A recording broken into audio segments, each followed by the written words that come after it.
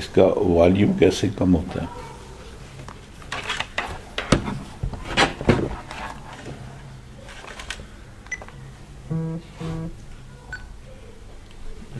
ابھی ریکارڈ ہو رہا ہے جی ابھی ریکارڈ ہو رہا ہے. چلو نحمدہ ونصلی ونسلم علی رسول الکریم اما بعد فاعوذ باللہ من الشیطان الرجیم بسم اللہ الرحمن الرحیم یسبح للہ ما فی السماوات وما فی الارض الملک القدوس العزیز الحکیم هو الذی بعث فی الامیین رسولا منہم یتلو علیہم آیاتہ ویزکیہم ویعلمہم الکتاب والحکمہ وَإِن كَانُوا مِن قَبْلُ لَفِي ضَلَالٍ مُبِينٍ وَآخَرِينَ مِنْهُمْ لَمَّا يَلْحَقُوا بِهِمْ وَهُوَ الْعَزِيزُ الْحَكِيمُ ذَلِكَ فَضْلُ اللَّهِ يُؤْتِيهِ مَن يَشَاءُ وَاللَّهُ ذُو الْفَضْلِ الْعَظِيمِ صدق اللہ مولانا العظیم وصدق رسولہ النبی الامین الکریم ونحن علی ذلک من الشاہدین والشاکرین والحمد للہ رب العالمین. حمد و صلوات کے بعد چونکہ ماہ رمضان یہ ربیع الاخر کا مہینہ ہے تو اس ماہ رمضان میں حضور سیدنا سرکار غوث پاک رضی اللہ تعالیٰ عنہ کا یوم وصال بھی ہے اور اس مناسبت سے بھی اور جو مہینہ گزر گیا وہ میلاد پاک کا مہینہ تھا تو بنیادی طور پر آج کی گفتگو کا عنوان یہ بھی ہے کہ تصوف کی حیثیت کیا ہے، یہ ولایت کیا چیز ہے جو بزرگان دین لوگوں کو اپنے حلقہ ارادت میں داخل کرتے ہیں، ان کی تربیت کرتے ہیں اور اس کی معرفت پھر اسلام کی اشاعت کرتے ہیں، اسلام کی تبلیغ کرتے ہیں. شرعی طور پہ اس کی حیثیت کیا ہے؟ میں نے عنوان گفتگو کے لیے سورہ جمعہ کی ابتدائی 4 آیات کی تلاوت کرنے کا شرف حاصل کیا ہے. سب سے پہلے سورت کے آغاز میں اللہ تعالیٰ نے اپنی عظمت کو بیان کیا، اپنی تسبیح و تہلیل کو بیان کیا، اپنی توحید کو بیان کیا. ارشاد ہوتا ہے، اللہ تعالیٰ فرماتا ہے یسبح للہ ما فی السماوات و ما فی الارض، زمین و آسمان میں جو بھی اللہ کی مخلوق ہے، وہ جمادات ہوں، نباتات ہوں، حیوانات ہوں، انسان ہوں، جن ہوں، کسے باشد، جو بھی زمین و آسمان کے اندر اللہ تعالیٰ کی مخلوق موجود ہے وہ اللہ تعالیٰ کی تسبیح بیان کرتی ہے. اصل میں اللہ تعالیٰ کی کئی بار میں نے پہلے عرض کی ہے، اللہ تعالیٰ کی جو صفات ہیں ان کی 2 اقسام ہیں. ایک اللہ تعالیٰ کی صفات ذاتیہ ہیں، ایک صفات سلبیہ ہیں. صفات ذاتیہ کا معنی یہ ہے کہ وہ صفات کمالات جن کو ہر طور پر ہم اللہ تعالیٰ کے لیے ثابت کرتے ہیں. جی صفات ثبوتیہ ان کا ہر وقت اللہ تعالیٰ کے لیے ثابت کرنا یہ ضروری ہے. اگر ان میں کسی ایک کا بھی انکار کریں تو بندہ دائرہ اسلام سے خارج ہو جاتا ہے. کچھ صفات وہ ہیں کہ جن کا اللہ تعالیٰ سے دور رکھنا، نفی کرنا واجب ہے. اللہ تعالیٰ بے علم نہیں ہے، اللہ تعالیٰ بہرا نہیں ہے، اللہ تعالیٰ گنگا نہیں ہے، اللہ تعالیٰ کمزور نہیں ہے، وغیرہ وغیرہ. اس کو کہتے ہیں صفات سلبیہ، یعنی جن چیزوں کو ہم نے اللہ تعالیٰ سے دور رکھنا. اس لیے کہ اللہ تعالیٰ کی ڈیفینیشن کیا ہے، اللہ تعالیٰ کی تعریف کیا ہے. بزرگان دین فرماتے ہیں کہ اللہ کس ذات کو کہتے ہیں، هو الذات المستجمع لصفات الکمالیہ.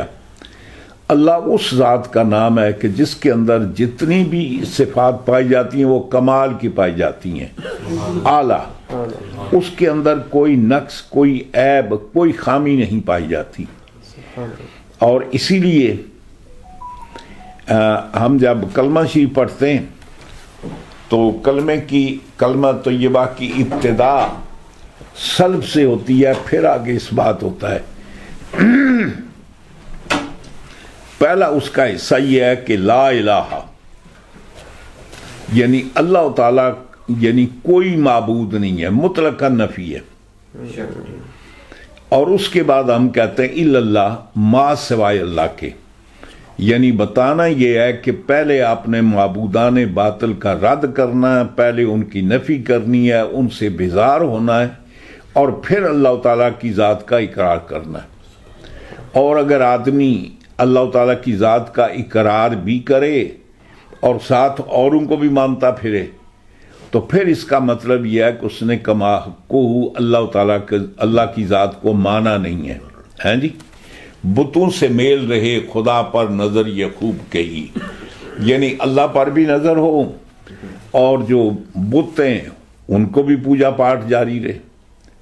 جیسے کہ ہمارے اکثر و بیشتر آپ نے دیکھا ہے کہ بالخصوص بڑے صغیر میں ہندوستان کے اندر دیکھا، بعض مسلمان وہ ہیں وہ مسجد میں بھی جاتے ہیں، مندروں میں بھی جاتے ہیں، درباروں میں بھی جاتے ہیں. تو یہ اپنے آپ کو دھوکہ دینے کے سوا کچھ نہیں ہے. سب سے پہلے ہم نے ما سوى اللہ سے، جو اللہ تعالیٰ کے شرکاء جن کو لوگوں نے بنایا، ان سے دور رہنا، بیزاری کا اظہار کرنا یہ ضروری ہے.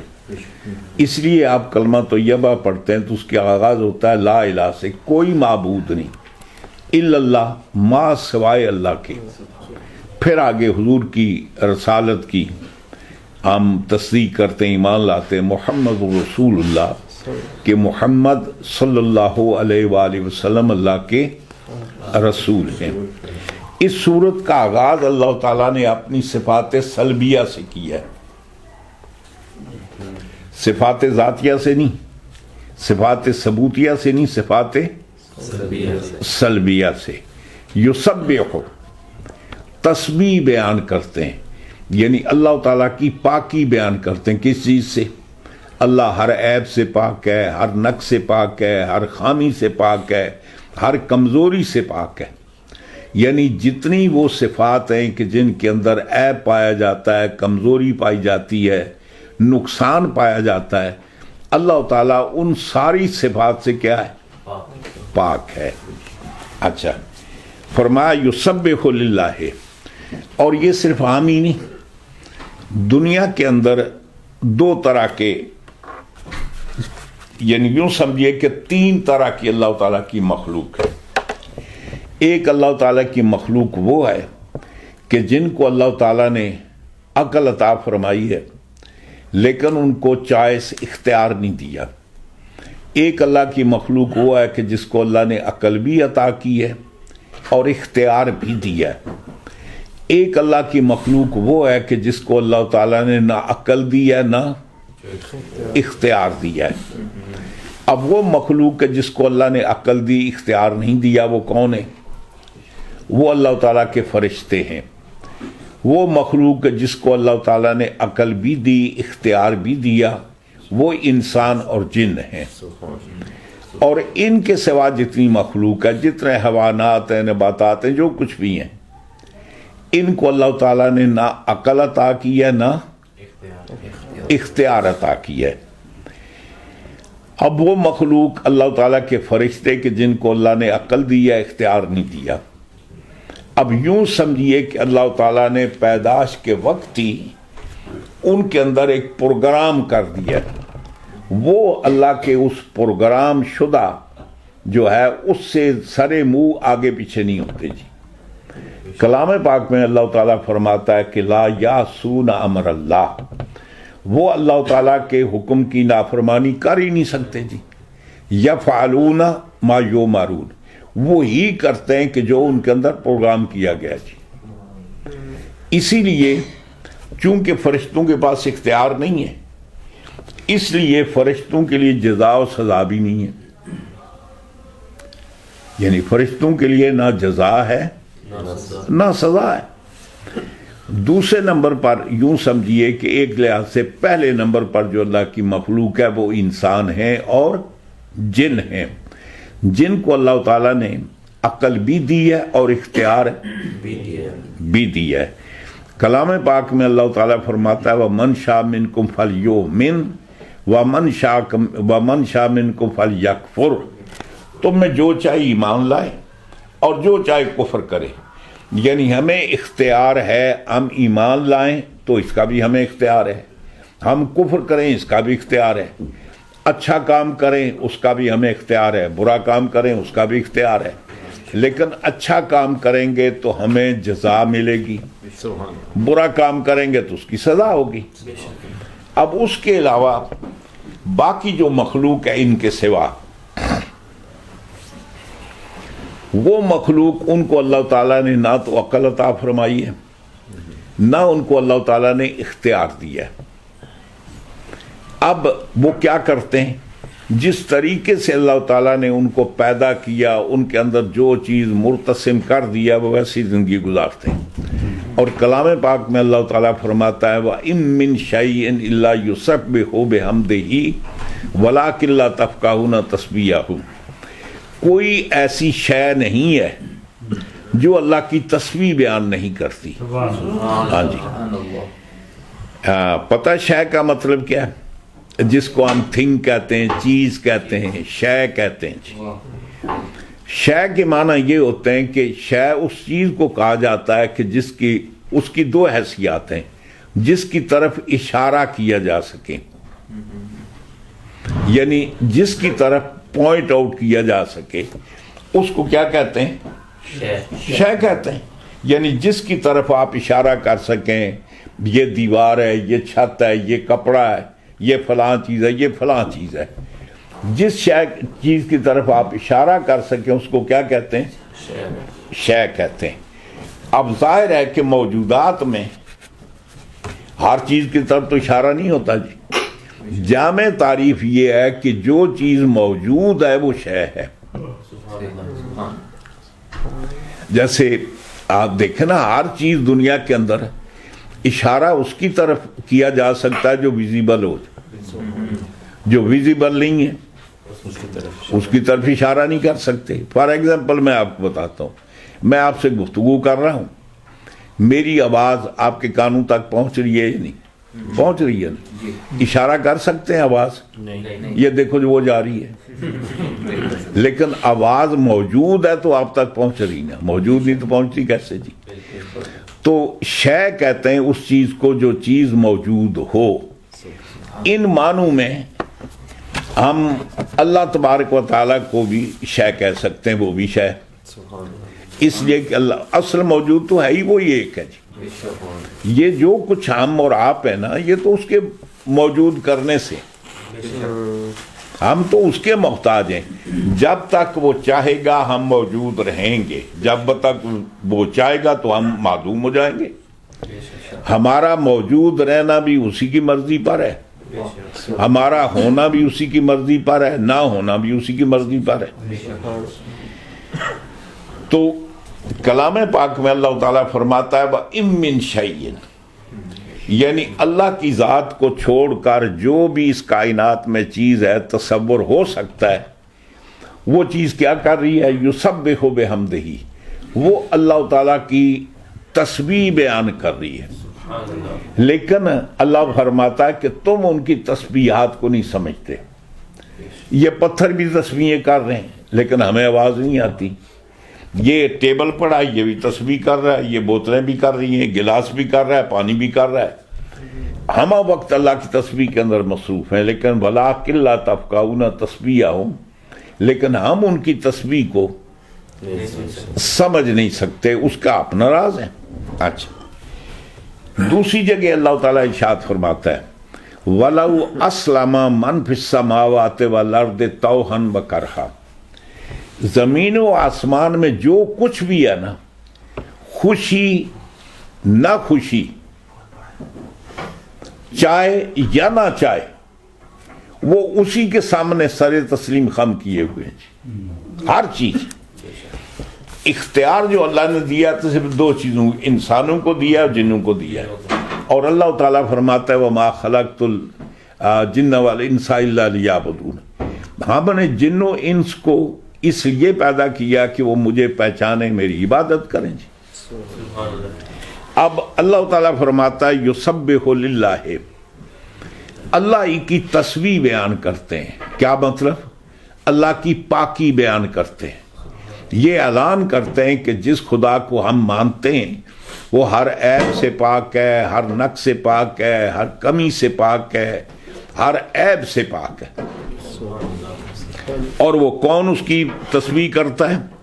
ما فی السماوات و ما فی الارض، جو بھی زمین و آسمان میں ہے ہم وقت اللہ کی تسبیح کے اندر مصروف ہیں.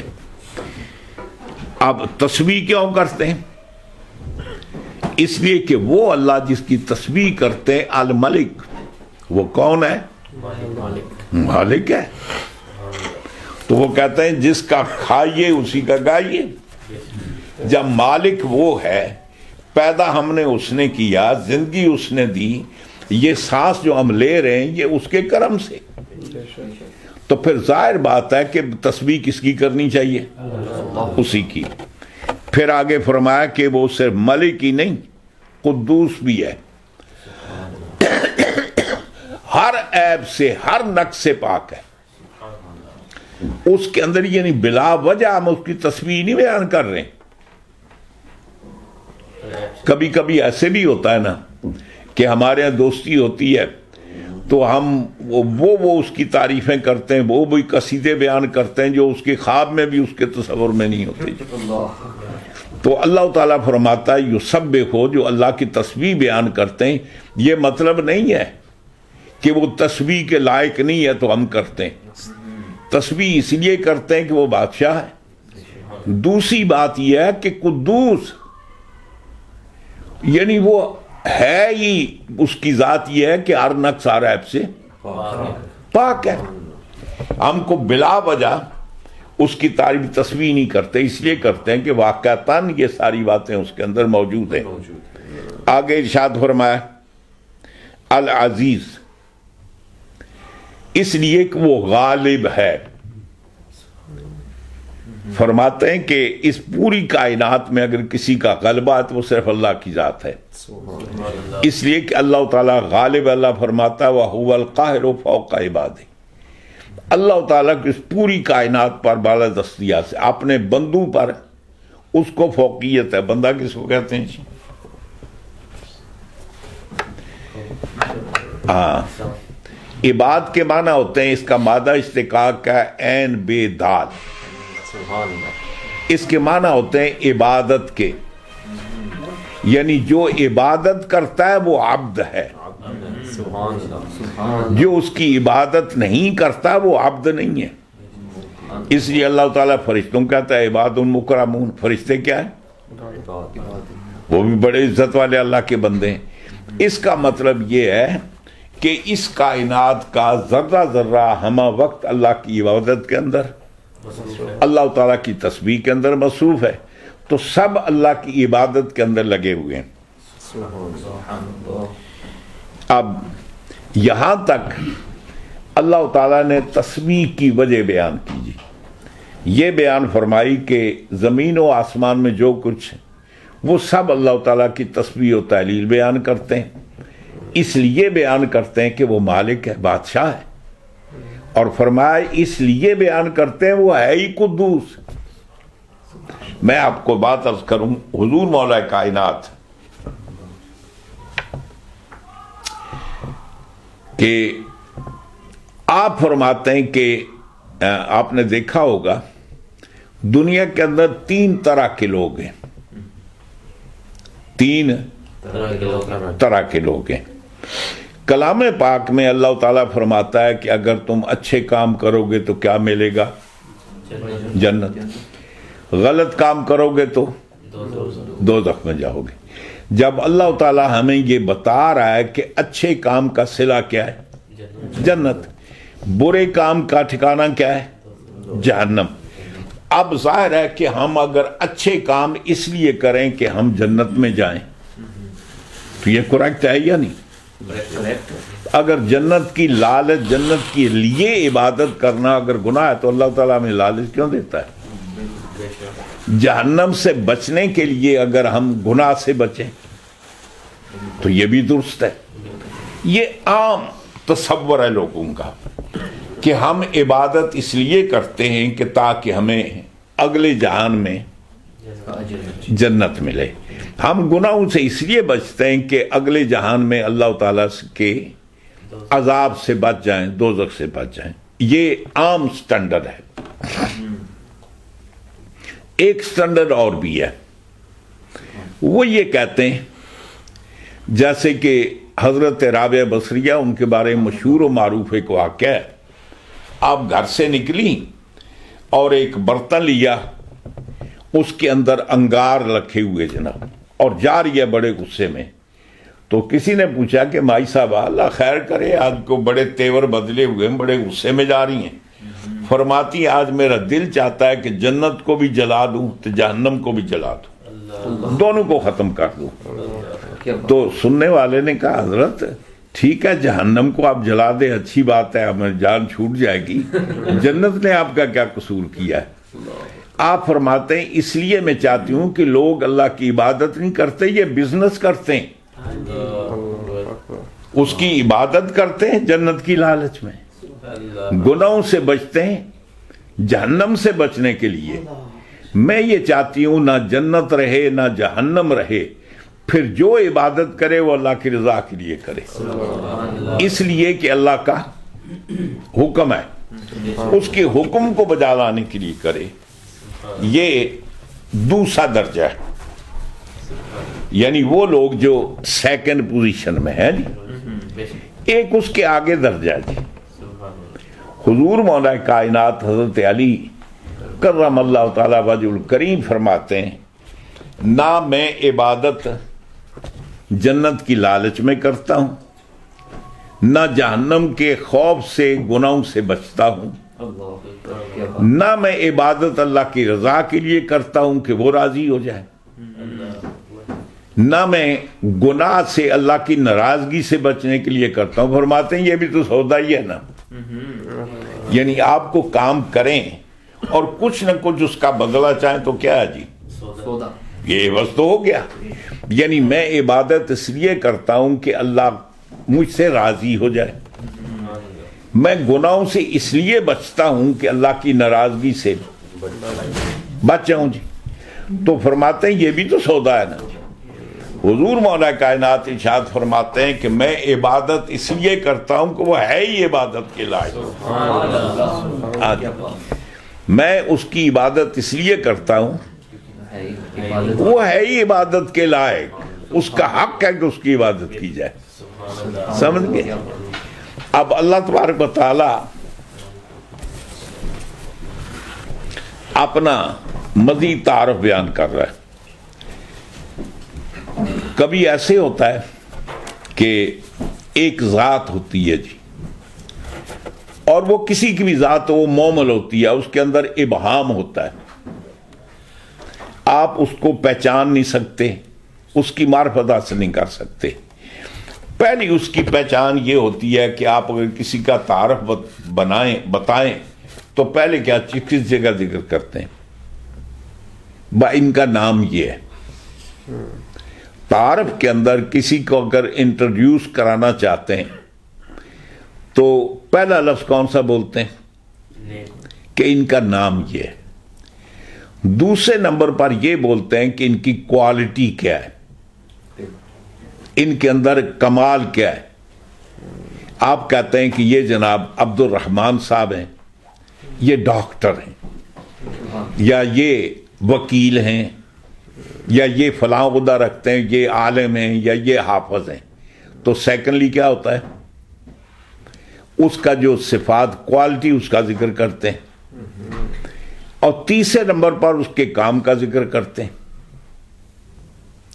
کہتے ہیں کہ یہ بہت بڑے عالم فاضل ہیں، ان کا نام یہ ہے، اور یہ کام کیا کرتے ہیں، پڑھاتے ہیں، یہ پروفیسر صاحب ہیں، یونیورسٹی میں لیکچر دیتے ہیں، یہ ڈاکٹر صاحب ہیں فلاں ہاسپٹل میں یہ مریضوں کا علاج کرتے ہیں۔ تو جب جا کر کسی کی معرفت تعارف کمپلیٹ ہوتا ہے، پہلے نام بتاتے ہیں، پھر اس کی صفات بتاتے ہیں، پھر اس کا کام بتاتے ہیں۔ تو اللہ تبارک و تعالیٰ جو ہے وہ ذات ہے، اس کے کچھ ہیں جو اسماء ہیں، جو اسماء ہیں کہ جن کے ذریعے اللہ تعالیٰ کے اسماء کا ظہور ہوتا ہے۔ کچھ شخصیات وہ ہیں کہ جن سے اللہ تعالیٰ کی صفات کا ظہور ہوتا ہے۔ کچھ شخصیت وہ ہیں کہ جس سے اللہ تعالیٰ کی ذات کا ظہور ہوتا ہے جی۔ یوں سمجھیے کہ اللہ تعالیٰ وہ ذات ہے کہ فرشتے سارے اس کے اسماء کے مظہر ہیں، اور جتنے انبیاء کرام ہیں یہ اللہ تعالیٰ کی صفات کے مظہر ہیں، اور سرکار دو عالم صلی اللہ علیہ وسلم کی جو ذات ہے وہ اللہ تعالیٰ کی ذات کے مظہر ہیں۔ اللہ کی ذاتیں کتنی ہیں؟ ایک ہے نا، نام تو ہزاروں ہیں، تو اس کے ناموں کے مظہر بھی ہزاروں ہیں، اللہ کی صفات بھی ہزاروں لاکھوں ہیں، ان کے مظاہر بھی اتنی تعداد میں۔ اللہ کی ذات ایک ہے، اس کا مظہر بھی ایک ہے، اور وہ سرکار دو عالم صلی اللہ علیہ وسلم کی ذات۔ یہ اس ڈیٹیل میں نہیں جاتا تفصیلات میں کہ وہ صفات کے مظہر کیسے ہیں، وہ اسماء کے مظہر کیسے ہیں، حضور ذات کے مظہر کیسے ہیں، وہ آؤٹ ہے، میں کچھ اور عرض کرنا چاہتا ہوں۔ اب ایک چیز یہ ہوتی ہے کہ جس ذات کو آپ متعارف کرانا چاہتے ہیں اس کے کمالات کے ساتھ، صفات کے ساتھ پھر کیا کرتے ہیں؟ پھر اس کے فعل کا ذکر کرتے ہیں۔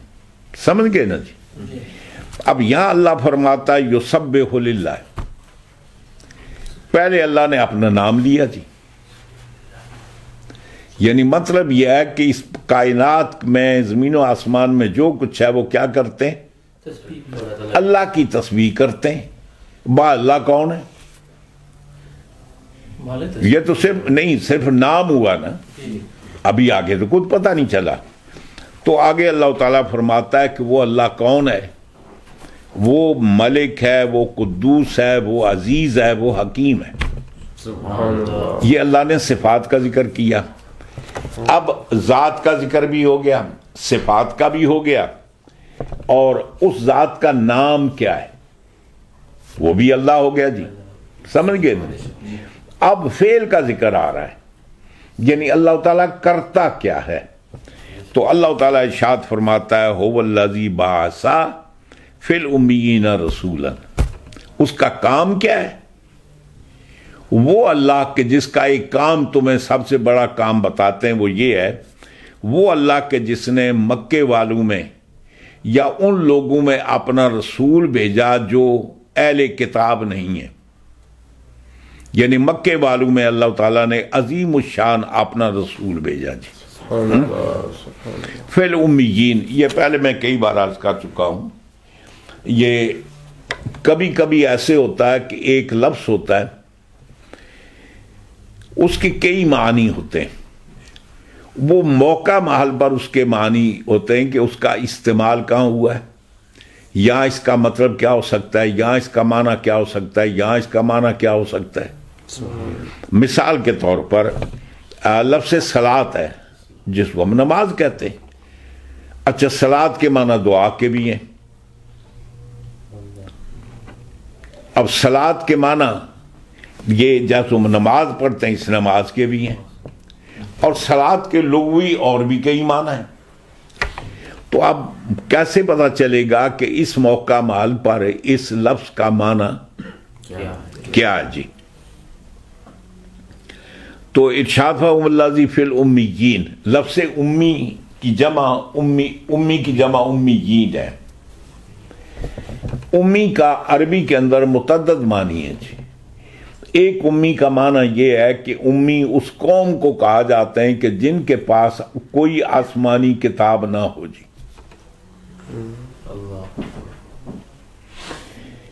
ایک معنی اس کا یہ ہے کہ امی اس کو کہا جاتا ہے جو مکے کا باسی ہو، بچوں کے کلام پاک میں اللہ تعالیٰ فرماتا ہے کہ مکہ معظمہ کیا ام القریٰ ہے، وہ تمام بستیوں کی ام ہے، ماں ہے، اصل ہے۔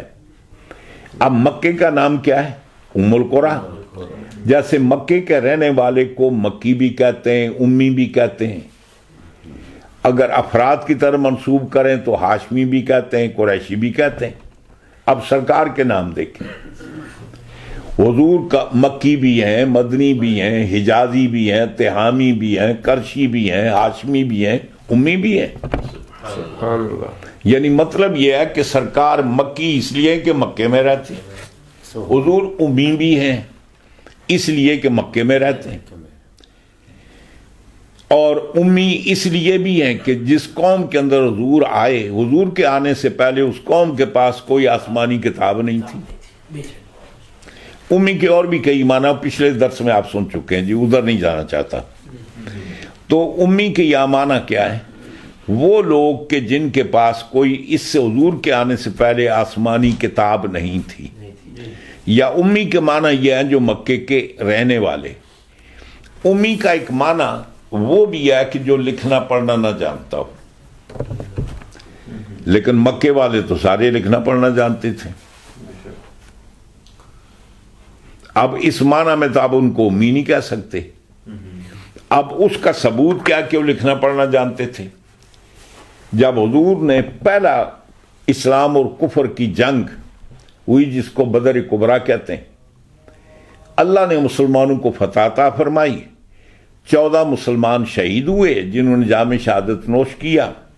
70 مشرکین مکہ جو جنگ لڑنے آئے تھے مارے گئے اور 70 گرفتار ہو گئے. جو گرفتار ہوئے ان کو جنگی قیدی بنا کر مدینے میں لایا گیا اور یہ فرمایا کہ تم اتنا فدیہ دو، پیسے دو تو تم آزاد ہو. اب ظاہر ہے کہ ہر بندہ اتنے پیسے تو نہیں دے سکتا تھا. حضور نے فرمایا جو پیسے افورڈ نہیں کر سکتے نا وہ یہ کریں کہ انصار کے 10 بچوں کو لکھنا پڑھنا سکھا دیں تو تم آزاد ہو. اب کسی ان پڑھ آدمی کی ڈیوٹی لگائی جا سکتی تم لکھنا پڑھنا سکھا دو؟ اس کا مطلب ہے کہ وہ سارے کیا تھے؟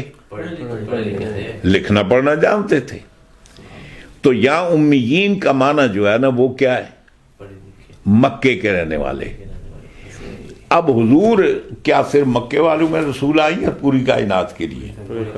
کلام پاک میں اللہ تعالیٰ فرماتا ہے وَمَا أَرْسَلْنَاكَ إِلَّا رَحْمَةً لِّلْعَالَمِينَ، ہم نے آپ کو تمام عالمین کے لیے بھیجا. تبارک الذی نزل الفرقان علی عبدہ لیکون للعالمین نذیرا.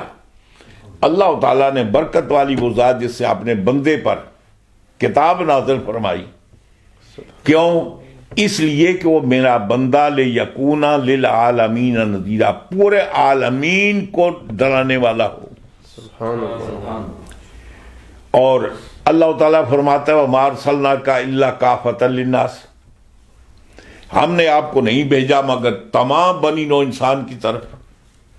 اور حضور فرماتے اُرسِلْتُ إِلَى الْخَلْقِ كَافَةً، مجھے اللہ تعالیٰ نے ساری مخلوق کی طرف رسول بنا کر بھیجا. میں پتھروں کی طرف بھی رسول بن کر آیا، یہ بھی میرے امتی ہیں. یہ جتنے نباتات ہیں، یہ درخت ہیں، انگوریاں، یہ بھی سب کچھ. زمین والے، آسمان والے، فرشتے میرے امتی، نبی بھی میرے امتی. اللہ کی ذات ما سو اللہ کی طرف میں رسول بن کر آیا. تو ما سو اللہ میں نبی ہیں یا نہیں؟ نبی اور رسول بھی ہے نا. حضور وہ نبی اور رسول ہیں جو سارے نبیوں کے نبی اور رسول ہیں. تو پھر اللہ فرماتا ہے والذی بعث فی الامیین رسولا، مکے والوں میں اللہ نے رسول بھیجا. خاص طور پر مکے والوں کا ذکر کیوں کیا جی؟ اس کا بھی ایک سبب ہے. اگر سوچیں کبھی ایسے ہوتا ہے کہ مکہ معظمہ وہ ایک بستی تھی جو تجارت کی منڈی تھی. قرب و جوار کے لوگ بس جتنے اہل مکہ کے رہنے والے سارے تاجر پیشہ تھے، تجارت کرتے تھے. ان کا طریقہ یہ تھا کہ قرآن کہتا ہے لِإِيلَافِهِمْ رِحْلَةَ الشِّتَاءِ وَالصَّيْفِ، یعنی لِإِيلَافِ قُرَيْشٍ. اللہ تعالیٰ فرماتا ہے کہ قریش کی عادت کیا ہے؟ وہ سفر کرتے ہیں کہ سردیوں میں سفر کرتے ہیں، گرمیوں میں سفر کرتے ہیں. کبھی ایسے ہوتا کہ وہ شام میں جاتے، وہاں سے سودا خرید کر لاتے، یہاں بیچتے. کبھی یمن میں جاتے وہاں سے لاتے، جو چیز جہاں سے ملتی ہے.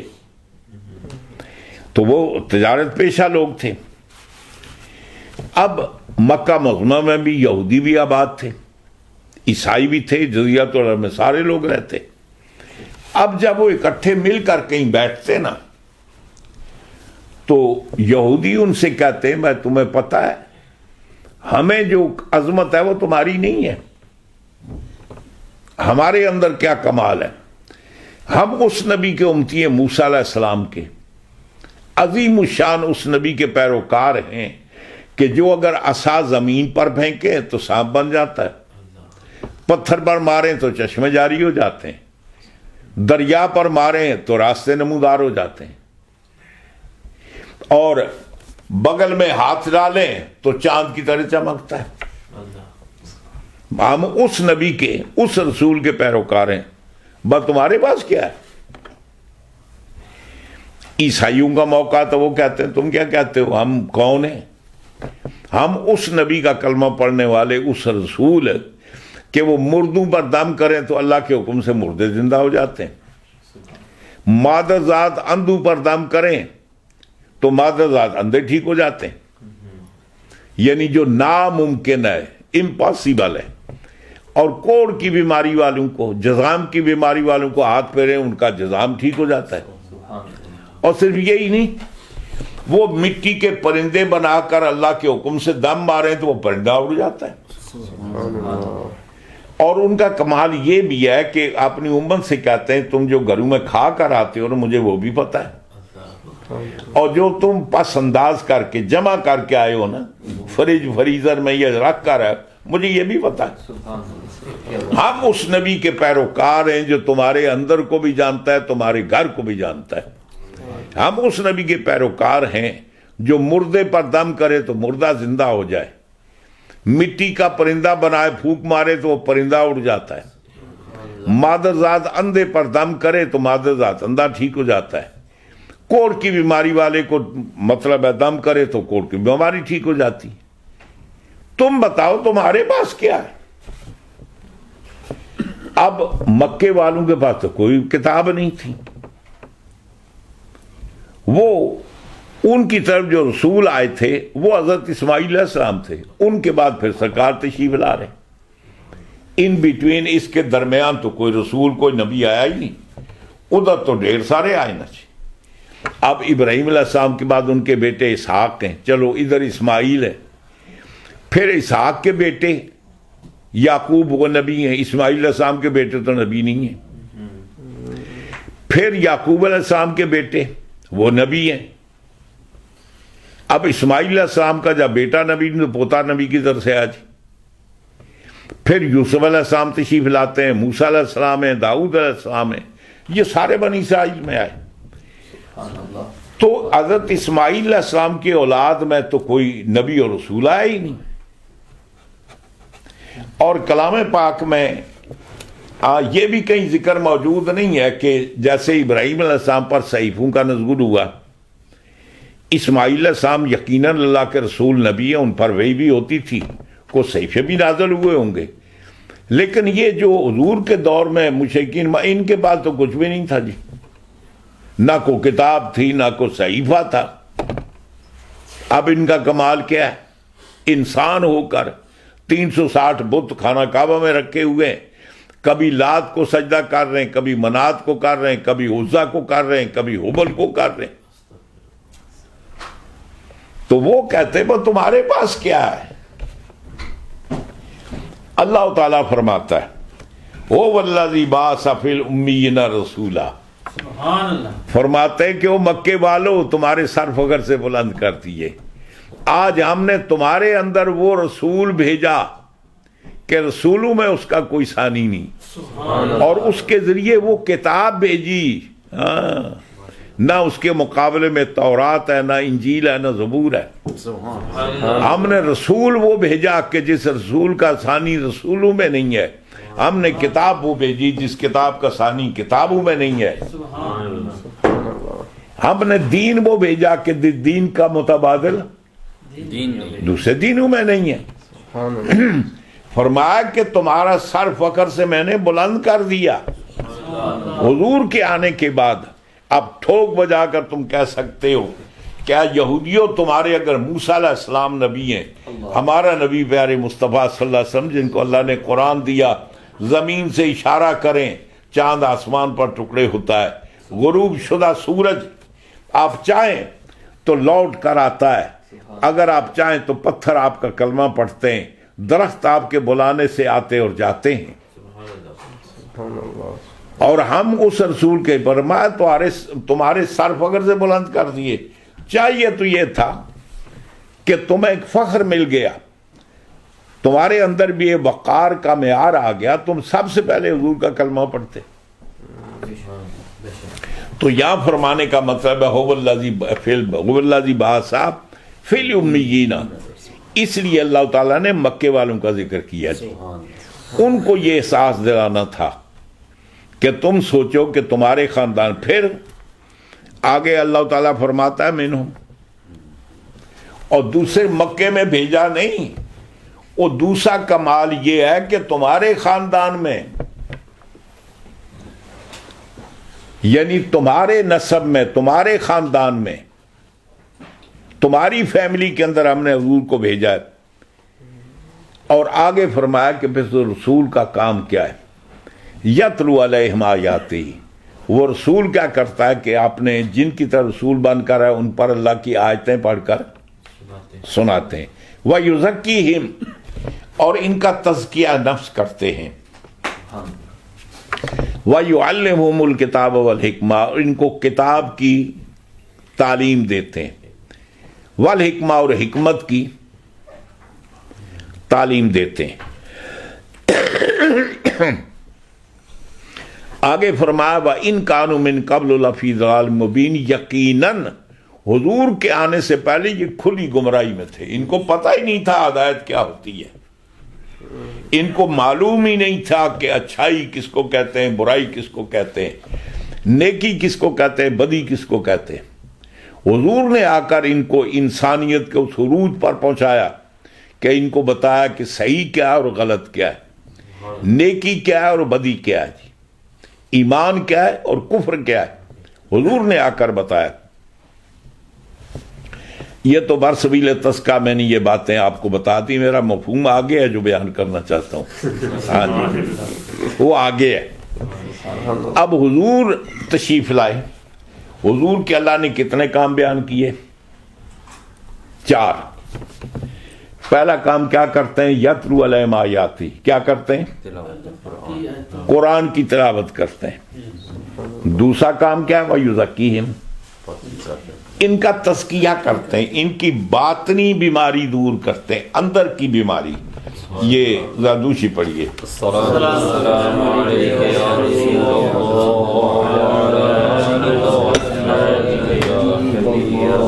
پہلے بھی میں نے آپ کو بارہا یہ بات بتائی ہے، عربی کے اندر ایک لفظ استعمال ہوتا ہے طہارت، جس کے معنی ہوتے ہیں پاک کرنے کے۔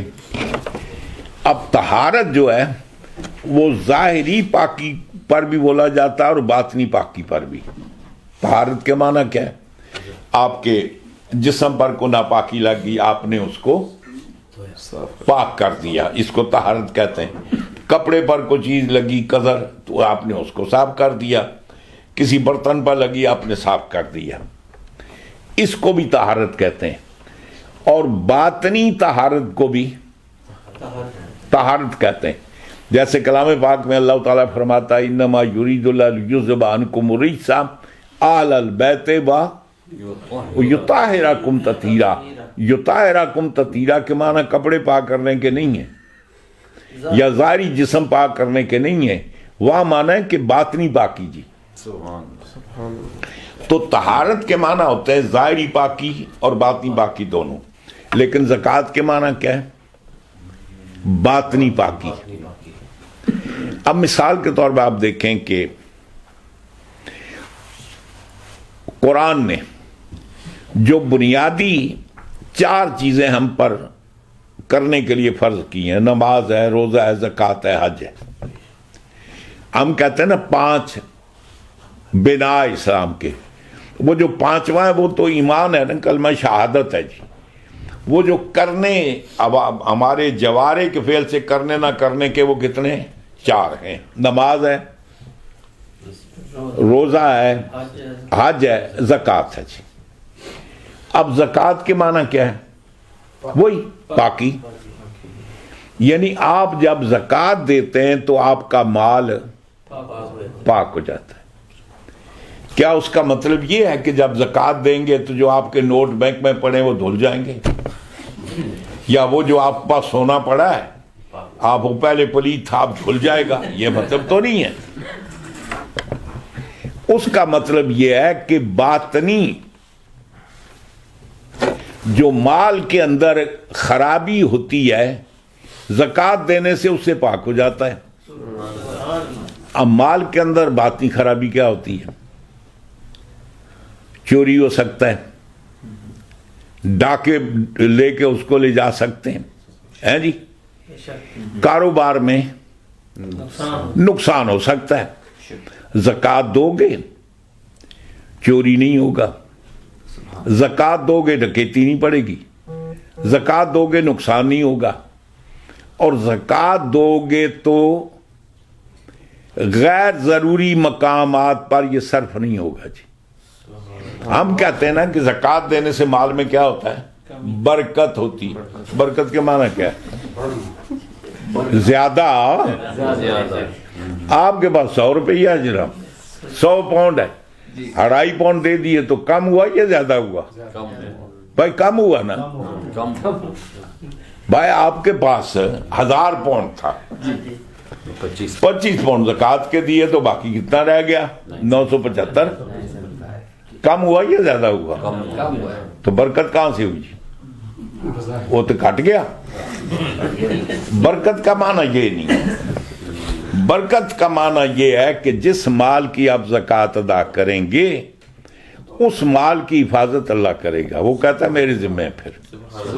پھر آپ کا مال یہ چوری نہیں ہوگا، پھر کوئی ڈاکو آپ کے مال پر نہیں پڑیں گے، پھر بلا وجہ یہ خرچ بھی نہیں ہوگا. بعض ہمارے ہاں بندے تو بچاتے ہیں نا، میں نے زکوٰۃ نہیں دی. اب ایک آدمی کے پاس مثال کو دیکھیں کہ 1 کروڑ روپیہ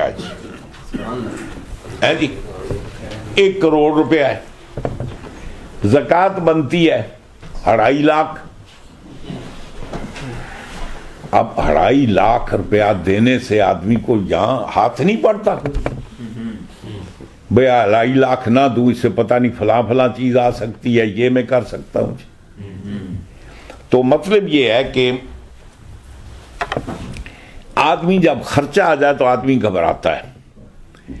تو کبھی کبھی ایسے ہوتا ہے زکوٰۃ نہیں دی نا جی، کینسر ہو گیا، ادھر نہیں دیتا نا اسپتال دیو. اب یہ ہوا کہ جناب مکان میں آگ لگ گئی، اب دوبارہ بنانا پڑے گا، ادھر نہیں دیتا تو ادھر دیو. گاڑی کا ایکسیڈنٹ ہو گیا جناب، نقصان ہو گیا، اب ادھر نہیں ادھر دو جناب. کوئی اچانک کوئی ہیپن ہو گیا، آپ کو کہیں جانا پڑ گیا، پیسے ادھر خرچ ہو گئے. فرمایا کہ جب زکوٰۃ دو گے تو اللہ تعالیٰ آپ کو غیر ضروری مصارف سے بچائے گا. ہاں جی، وہ جو آپ کو پتہ نہیں چلتا نا، اچانک کوئی ہیپن ہو جاتا ہے، کسی سے غلطی ہوگی، پھڑیا گیا جناب، پکڑ کے جناب جیل لے گئے تو وکیل نو فیس دیو جناب، فلانے نو رشوت دیو. وہ زکوٰۃ نہیں دیتی، ادھر نکل جائے گا. تو رب تعالیٰ برکت کا معنی یہ ہے کہ پھر جو اس مال کی زکوٰۃ ادا کرو گے پھر یہ ہوگا کہ اللہ تعالیٰ آپ کو غیر ضروری مصارف سے بچائے گا. برکت کا یہ معنی نہیں ہے کہ آپ نے 1000 پاؤنڈ تھا 25 پاؤنڈ دیے تو دوبارہ گنیں گے تو 25,000 ہو جائیں گے، یہ مطلب نہیں. مطلب یہ برکت کا مطلب یہ ہے کہ پھر اس کی اللہ تعالیٰ حفاظت فرماتا ہے. بار زکوٰۃ کے معنی یہ بھی ہے پاک مال. زکوٰۃ نہیں دیں گے وہ مال آپ کے لیے کھانا استعمال کرنا حرام ہوگا جی، جس مال کی آپ زکوٰۃ نہ دیں. تو پاک ہونے کے معنی یہ ہے کہ باطنی طور پر پاکی اندرونی، تو رب تعالیٰ فرماتا ہے کہ میرا محبوب کام یہ کرتا وَيُزَكِّيهِمْ، ان کے اندر کو پاک کرتا ہے. اب باہر کی ناپاکی کیا ہے؟ کوئی غلاظت وغیرہ لگ گئی، کوئی کپڑے پر چیز لگ گئی، جسم پر لگ گئی، جوتوں پر لگ گئی، کہیں بھی لگ گئی تو آپ پانی سے دھو لیتے ہیں. باطن کی ناپاکی کیا ہے؟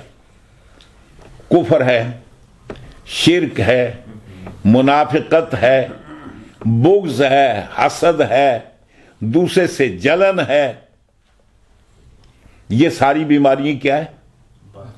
یہ اندر کی بیماریاں جی. حضور کا کام یہ ہے کہ سرکار وَيُزَكِّيهِمْ ان کے باطن کی بیماریوں سے ان کو پاک کر دیتے ہیں.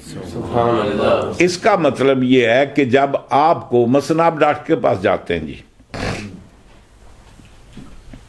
بیماری کہاں ہوتی ہے؟ اوپر لگی ہوتی ہے یا اندر ہوتی ہے؟ اندر ہوتی ہے نا جی.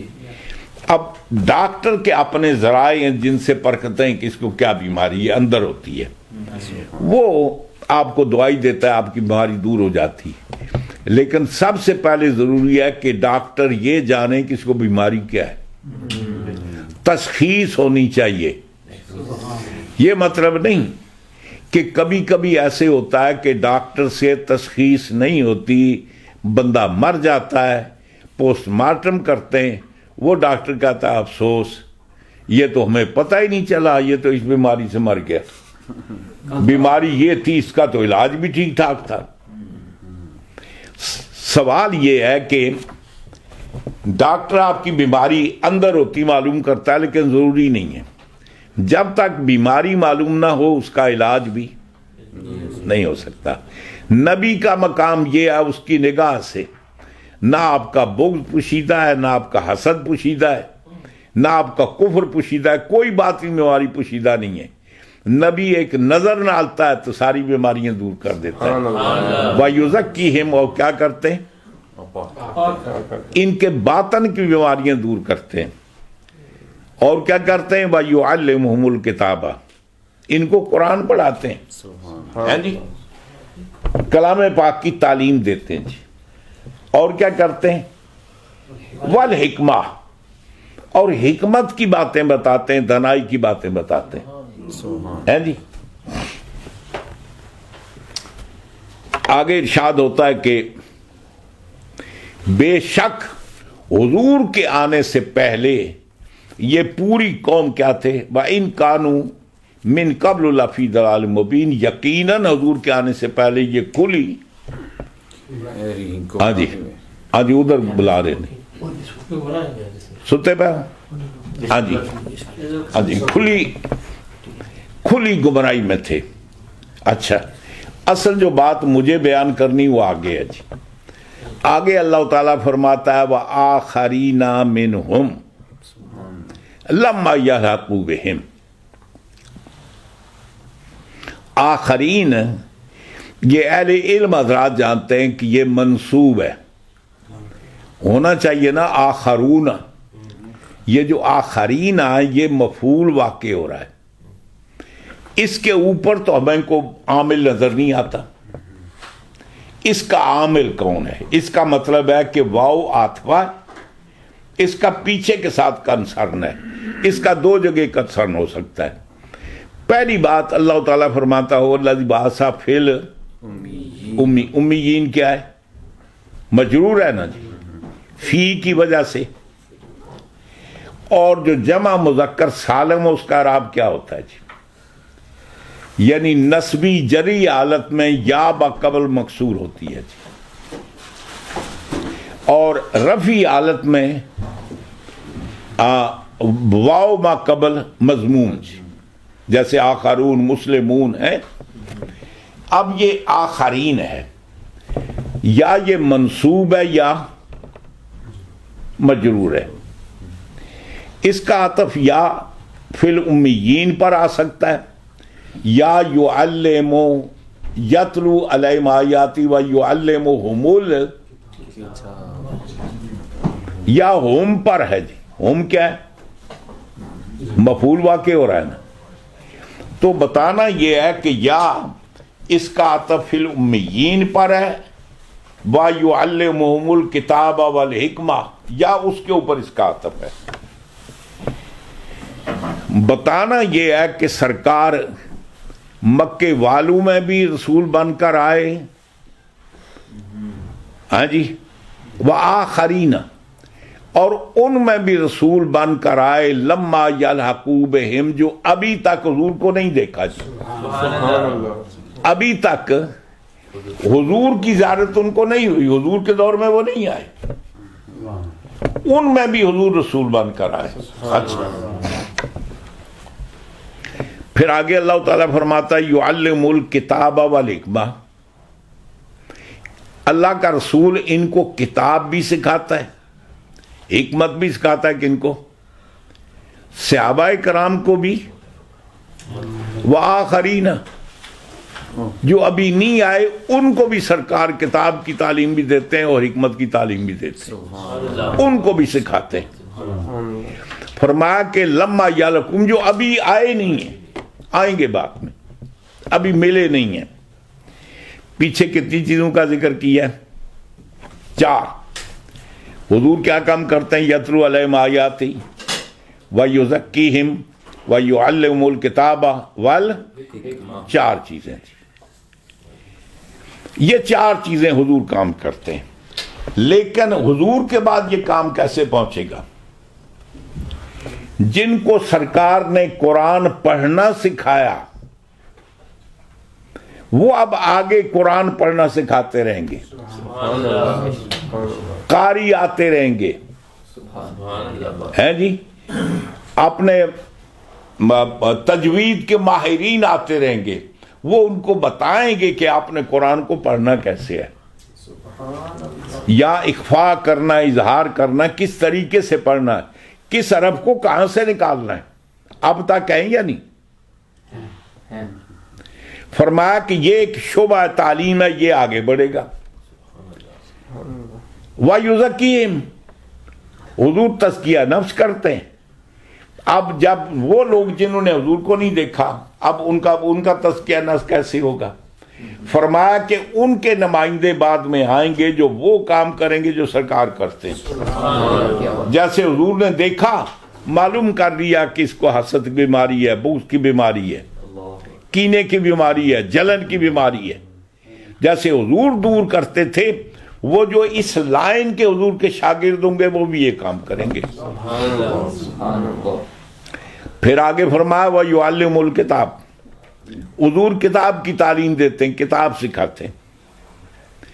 حضور کی امت میں وہ لوگ بھی آئیں گے جو معلم کتاب ہوں گے۔ والحکمہ، دانائی کی باتیں، فرمایا کہ وہ آئیں گے جو قرآن کے علاوہ کوئی چیز ہے جس کو حکمت کہتے ہیں، وہ ان کو سکھائیں گے۔ اب یوں سمجھیے کہ اس کو 4 سبجیکٹ کے اوپر تقسیم کریں گے۔ ایک فن کس کا ہے؟ قراء کا، وہ کس کے مظہر ہیں؟ یتلو علیہم آیاتہ۔ اولیاء و صوفیاء کس کے مظہر ہیں؟ وَيُزَكِّيهِمْ۔ مفسرین کس کا مظہر ہیں؟ یعلم الکتاب۔ محدثین کس کا مظہر ہیں؟ سرکار کی سنت حدیث کو آگے پہنچانے والے۔ 4 ہی شعبے ہیں نا، قرات کا شعبہ ہے، تعلیم قرآن کا شعبہ ہے، تعلیم حدیث کا شعبہ ہے، تصوف کا شعبہ ہے، یہ 4 ہیں۔ یہ آگے بھی بڑھیں گے۔ اور جب یہ آیت نازل ہوئی نا وآخرین منہم، تو سرکار موجود ہیں، صحابہ کرام موجود ہیں۔ حضرت عبداللہ بن جابر انصاری پوچھتے ہیں یا رسول اللہ یہ وآخرین کس کے بارے میں آئی ہے؟ وہ جو لمحہ ابھی نہیں آئے، آخرین کون؟ جو ابھی نہیں آئے، آئیں گے، یہ کون ہے؟ حضرت سلمان فارسی بیٹھے تھے، آپ نے ان کے کاندھے پر ہاتھ رکھ کر فرمایا کہ وہ ایسے رجال آئیں گے جو اس کی نسل سے ہوں گے، فارس سے ہوں گے، وہ اس دین کو پھیلائیں گے، آگے کریں گے۔ دوسری حدیث میں بھی فرمایا یعنی بتانا یہ ہے. اور یہ جو فارس میں آنے والے ہیں نا بہت سارے. ایک اور بات آپ کو بتاؤں, حضور نے یہ اجمیوں کا ذکر کیا ہے, عربیوں کا نہیں. ہاں جی, اجمی. دیکھیں نا, آپ عالم کو دو قسم میں تقسیم کر سکتے ہیں, عرب اور عجم. وہ جو عربی زبان بولتے تھے وہ یہ کہتے تھے کہ اصل اہل زبان ہم ہیں جی. اجمی کے معنی ہوتے ہیں گونگے کے. وہ فرماتے ہیں ان کو یہ گونگے, اصل زبان ہمارے پاس ہے. اور اس میں کوئی شک نہیں, جو فصاحت و بلاغت, جو کوالٹی دنیا میں جتنی زبانیں بولی جاتی ہیں جو عربی کے اندر ہے وہ کسی اور زبان میں نہیں ہے. البتہ کچھ لوگوں نے تحقیقی بتایا کہ سیکنڈ, دوسرے نمبر پر جو زبان ہے وہ سنسکرت ہے. یہ جو ہندو کی نہیں مذہبی زبان, سنسکرت بہت واضح, بہت کلیئر اور بڑی وسیع زبان ہے. اور اتفاق کے اندر اس کے اندر بھی یہ مخارج ہیں جی.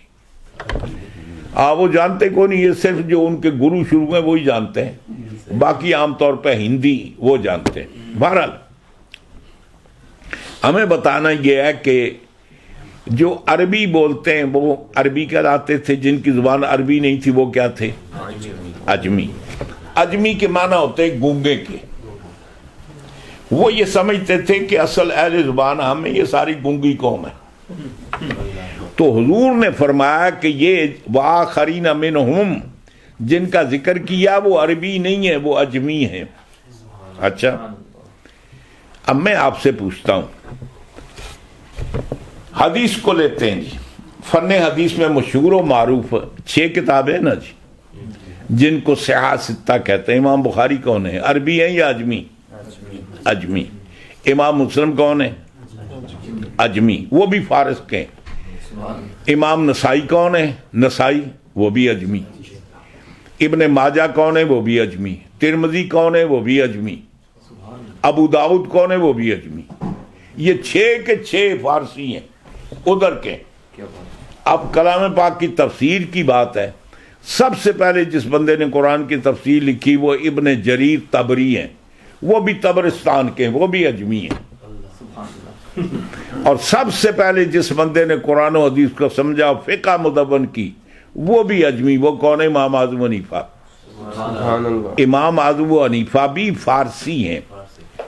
وہ ان کا نسب جو ہے نا انوشیروان سے ملتا ہے جی, جو وہ ان سے ملتا ہے. آپ کے والد گرامی کا نام ثابت ہے, ان کے والد کا نام نعمان ہے, اور وہ فارسی لوگ ہیں جن کو ہمارے ہاں کیانی کہتے ہیں یا گکڑ کہتے ہیں جی. یعنی مطلب ہے کہ اور شیوا عادل کے خاندان میں سے تھے اجمی. عرض کرنے کا معنی یہ ہے کہ جتنا کام اجمیوں نے کیا نا, یہ تفاسیر اٹھا کر دیکھ لیں, احادیث اٹھا کر دیکھ لیں, علمی کام دے کر دیکھ لیں. ہم یہ نہیں کہتے سرکار عرب میں تشریف لائے. سرکار سے سب سے پہلے فائدہ اٹھانے والے صحابہ کرام کون تھے؟ وہ بھی عرب تھے. کو مکہ تھے, مدینہ پاک کے, مطلب ہے وہ بھی عربی تھے. لیکن آگے جو کام جتنا اجمیوں نے کیا نہیں تو عربیوں نے نہیں کیا. اور ویسے آپ دور کیوں جاتے, موجودہ دور کمپیئر کر لیں. ہاں, آپ ان کو بھی کمپیئر کر لیں اور اپنے آپ کو بھی کمپیئر کر لیں, کیا مقام ہے. عرض یہ کر رہا تھا, حضور نے فرمایا کہ وہ لوگ کون ہیں؟ وہ اجمی ہوں گے جی. اب سوال یہ ہے کہ ایک تو طبقہ وہ ہے نا جنہوں نے حضور سے قرآن پڑھنا سیکھا اور وہ آگے اس کو آگے پہنچایا. ایک طبقہ وہ تھا کہ جنہوں نے قرآن سیکھا, اس کی تفسیر, اس کا بیان وہ آگے پھیلایا. وہ کون ہے؟ مفسرین کرام ہیں. ایک وہ لوگ ہیں جنہوں نے حضور سے حکمت سیکھی, آگے پہنچائی, وہ سنت ہے. وہ محدثین کرام ہیں جنہوں نے یہ کام کیا. ایک کام ہے تزکیہ نفسی, یعنی ایک نظر ڈال کر اس کے اندر کی ساری خرابیوں کو دور کر دینا, تزکیہ نفس کرنا. یہ کام کس کا صوفیہ کا جی؟ تو فرمایا کہ جس طریقے سے نسل بنسلن یہ کام حضور اکرم صلی اللہ علیہ وسلم نے ان کا بھی تزکیہ کیا جو ابھی آئے نہیں ہیں.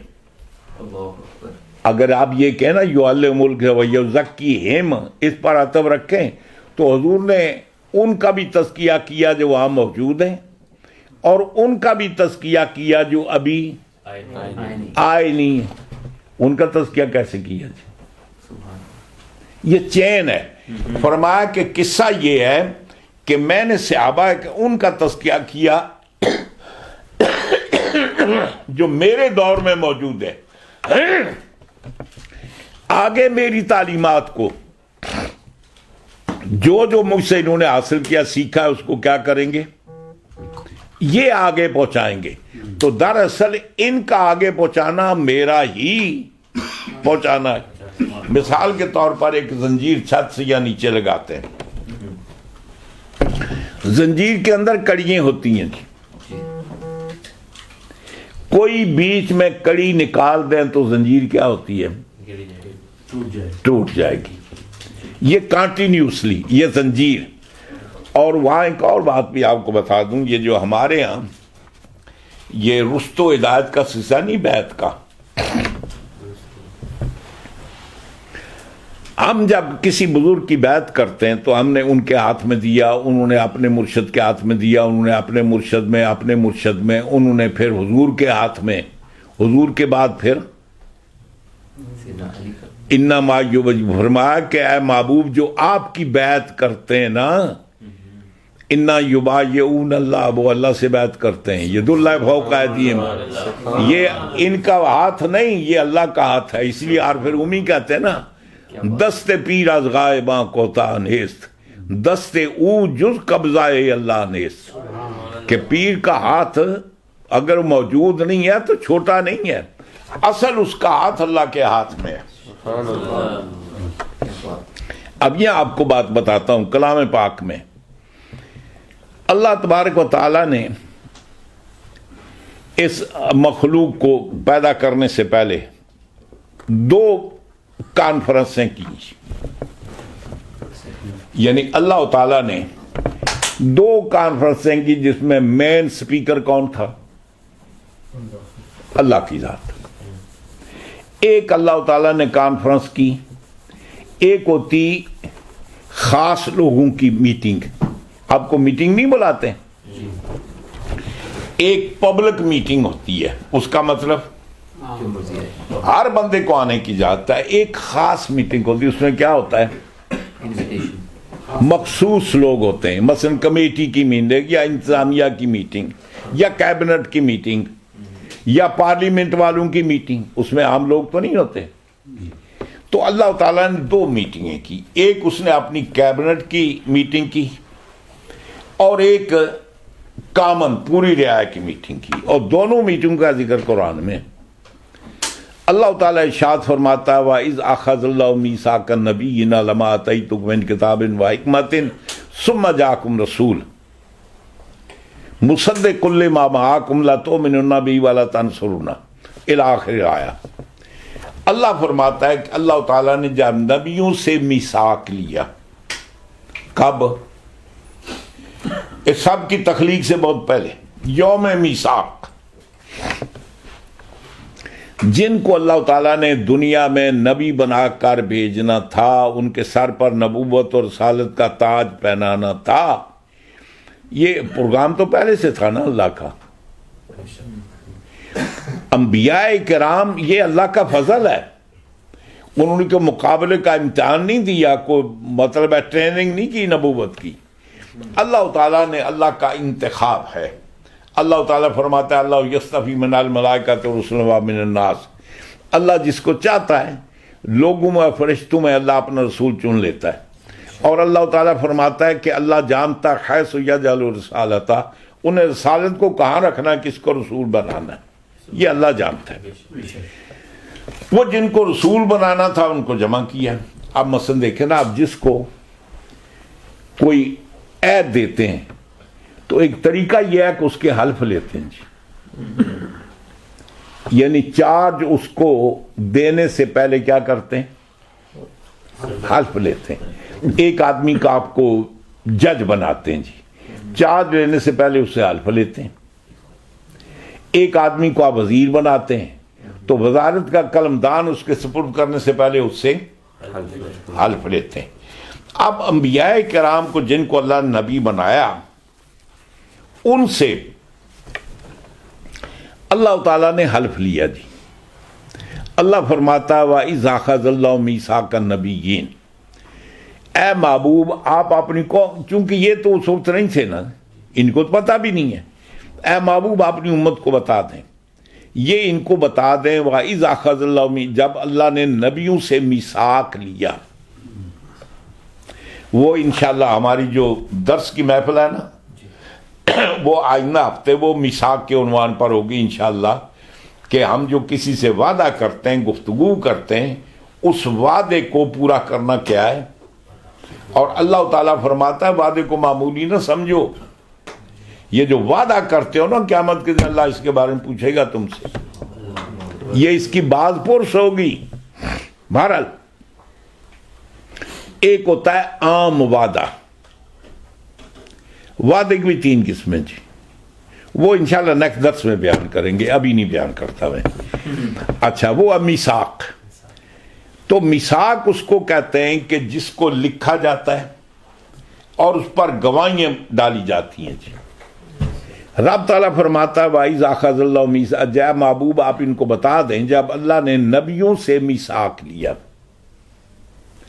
کیا میثاق لیا؟ وَإِذْ أَخَذَ اللَّهُ مِيثَاقَ النَّبِيِّينَ لَمَا آتَيْتُ، جب میں تمہیں رسالت دوں گا، یعنی جب میں تمہیں دنیا میں پیدا کروں گا، بھیجوں گا، منصب رسالت تم پر فائز کروں گا. لما آتیتکم من کتاب وحکمہ، جب میں تمہیں کتاب بھی دوں گا، حکمت بھی دوں گا. اور فرمایا کہ ثم جاءکم رسول، پھر تمہارے سب کے آنے کے بعد لاسٹ آخر میں پھر عظیم الشان رسول آئے گا. سبحان اللہ. اور فرمایا مصدق لما معکم، وہ اپنی گوگی نہیں لگائے گا، وہ تمہاری تصدیق کرے گا. وہ یہ نہیں کہے گا کہ یہ خرابی سارے پہلے والوں کی تھی، ہم اس خرابی کو دور کر رہے ہیں. دنیا داروں کو نہیں دیکھتے، نئی حکومت آتی کہتی یہ ساری خرابیاں پچھلی حکومت کی تھی، وہ اگلی آتی وہ کہتی یہ ساری خرابیاں پچھلی حکومت کی تھی. وہ آپ کو ایک لطیفہ سنا دوں. ایک ملک کا وزیر تھا نا جی، پبلک نے اس کے خلاف ایجیٹیشن کی، وہ مجبور ہو کر جناب اس نے استعفیٰ دے دیا، نوکری چھوڑ دی. اس نے ایک خط چھوڑا پیچھے جی کہ یہ جو آنے والا وزیر ہے نا، یہ اس کو دے دینا، اور اس کو کہنا کہ یہ خط اس وقت کھولے کہ جب وہ کسی مصیبت میں پھنس جائے جی. 2 خط اس نے چھوڑے. اب اس کے بعد دوسرا وزیر آیا. اب اس کے معاملے میں جب گڑبڑیشن شروع ہوئی نا، تو اس نے سوچا میں خط کھول کر دیکھوں خط میں کیا ہے. تو اس نے کہا کہ یہ خط کھول کر دیکھنا، دوسرا خط جو تیرے بعد آئے گا اس کے لیے چھوڑ دینا. اس نے کہا ٹھیک ہے. خط کھولا، خط میں لکھا تھا کہ بات یہ ہے کہ تم یہ کرو کہ جتنی خرابیاں یہ پچھلے وزیر پر ڈال دو. اب جتنی خرابیاں کی یہ پچھلے نے کی، میرا کوئی قصور نہیں، انہوں نے کی ہیں. اور آگے بھی خط لکھ کر چھوڑ جاؤ، اس میں بھی جب وہ آئے گا تو وہ کہے گا یہ جتنی خرابی یہ پچھلے نے کی ہیں جی، میں ان خرابیوں کو ٹھیک کر رہا ہوں. فرمایا کہ جو ہمارے انبیاء کرام ہیں نا، وہ یہ نہیں کہتے کہ پچھلے نے غلط کیا، وہ کہتے ہیں اصل پچھلے نے صحیح کیا ہے. مصدق لما معکم، وہ تمہاری تصدیق کریں گے. یعنی مطلب یہ ہے کہ وہ تمہارے مخالف نہیں ہیں بلکہ تمہارے کام کی تصدیق کریں گے، بور لگائیں گے. تمہارا کام کیا ہے؟ لا تؤمنن بی ولا تنصرن، اب اقرار کرو نا ضرور بد اس نبی پر تم ایمان بھی لاؤ گے مدد بھی کرو گے. اب میثاق کس چیز پر لیا گیا جی؟ مثال کے طور پر یہاں وزیر بنتا ہے جی, اس سے حلف لیا جاتا ہے, کہتے ہیں حلف اٹھاؤ کہ تم تاج برطانیہ کے اور برطانیہ کے وفادار رہو گے, اس ملک کے تاج برطانیہ کے اور اس ملک کے وفادار رہو گے. ایسا کام نہیں کرو گے کہ تمہارے کام کی وجہ سے ملک کو تکلیف نقصان ہو. دو چیزیں ہیں نا. اب وہ جو وزیر بنا ہے وہ کہاں کا بنا ہے جی؟ برطانیہ کا بنا ہے نا. برطانیہ ہو تو وہ وزیر ہے, برطانیہ نہ ہو تو. حلف اس کا لیا جاتا ہے کہ جس پر اس کا عہدہ ڈیپینڈ کرتا ہے جی. پاکستان میں وزیر بنتا ہے جی, اس سے کہتے ہیں بس تم حلف اٹھاؤ پاکستان کے وفادار رہو گے, اس ملک کو کسی طرح کا نقصان نہیں پہنچاؤ گے کہ پاکستان ہے تو تم وزیر ہو. سمجھ گئے؟ یعنی جس چیز پر اس کا عہدہ ڈیپینڈ کرتا ہے نا وہ حلف میں ہوتا ہے جی. تو رب تعالیٰ فرماتا ہے کہ حلف اٹھاؤ لا تؤمنن بہ ولا تنصرن, کہ اس میرے محبوب پر ایمان بھی لاؤ گے, اس کی مدد بھی کرو گے. اس کا مطلب یوم میثاق, یہاں اللہ کا اپنا ذکر کوئی نہیں ہے. وہ جو یوم میثاق اللہ تعالیٰ نبیوں سے عہد وفا لیا وہ کس کے لیے؟ حضور کی وفاداری کے لیے. اور صرف یہ چھوڑا نہیں, لَتُؤْمِنُنَّ بِهِ وَلَا تَنْصُرْنَا, تو اللہ فرماتا ہے اَأَقْرَرْتُمْ, ڈو یو ایگری, اَأَقْرَرْتُمْ وَأَخَذْتُمْ عَلَى ذَلِكُمْ إِصْرِي, کیا تم اقرار کرتے ہو اور میرا یہ بوجھ تم برداشت کرتے ہو؟ انہوں نے کہا قالوا اقررنا, مولا ہم اقرار کرتے ہیں, وفادار رہیں گے, ہم اس حلف کے خلاف نہیں کریں گے جی. ٹھیک. اللہ تعالیٰ فرماتا پھر ایسے تو نہیں چھوڑنا نا فاشہدوا, پھر تم گواہ ہو جاؤ ایچ ادر. اب کم و بیش سمجھ لیجئے کہ نبی رسولوں کی تعداد کتنی ہے؟ 1,24,000. اب ہر ایک پر گواہی دینے والے کتنے ہیں جی؟ ہاں جی 1,23,999. ہمارے ہاں تو ایک گواہ ہوتا ہے, یہ 2 گواہ ہوتے ہیں. ہاں جی سرکار کی نبوت پر اللہ نے کتنے گواہ رکھے؟ یعنی مطلب ہے 1,23,999. گواہ تو کم ہو گیا نا جی. تو اللہ تعالیٰ فرماتا ہے ٹھیک ہے, جج کا کام گواہ دینا نہیں ہوتا جی. جج گواہ نہیں ہوتا, وہ فیصلہ کرنے والا ہوتا ہے. لیکن اللہ تعالیٰ فرماتا ہے محبوب کی خاطر کوئی بات نہیں ہے, رسم تو نہیں ہے, وَأَنَا مَعَكُمْ مِنَ الشَّاهِدِينَ, میں بھی تمہارے ساتھ گواہ ہوں کہ میری موجودگی میں تم نے اقرار کیا ہے. میں وہ نمبر کم نہیں ہونے دیتا, پورا کر دوں گا. تو یہ اللہ تعالیٰ نے یہ میٹنگ کی, کانفرنس کی, حضور کی عظمت کو بیان کیا, حضور کے حق میں کیا کیا, مطلب ہے کہ عہد لیا جی. ایک اللہ تعالیٰ نے جلسہ میٹنگ کی, عام میٹنگ. اللہ تعالیٰ فرماتا ہے کہ اللہ تعالیٰ نے پشت آدم میں, ابھی آدم آئی نہیں, ابھی روح نہیں پھونکی گئی.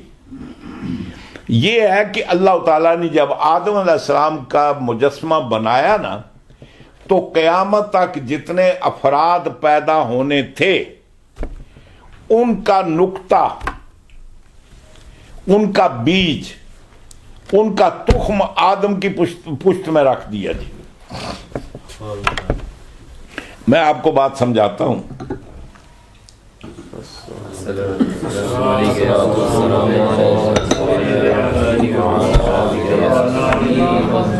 یہ آپ مکئی بیجتے ہیں, گندم بیجتے ہیں, دالیں وغیرہ بیجتے ہیں, یا پودا لگاتے ہیں جی. مثلاً آپ نے کو درخت لگایا جی,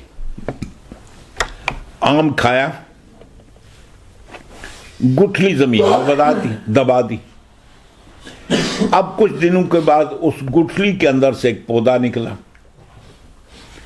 پھر وہ 2 4 5 6 سال کے اندر ایک تناور درخت بنا جی، اس کو ٹہنیاں لگی، پھر بہت بڑا درخت بنا، اور پھر آخر میں کیا ہوا؟ آم لگے جی۔ وہ آم کدھر سے آئے؟ وہ جو اس کا بیج نہیں تھا، وہ اس کے اندر جتنے ذرات تھے اس آم میں اتنے ہی آم پیدا ہوں گے، اس سے ایک بھی زیادہ نہیں ہو سکتا جی۔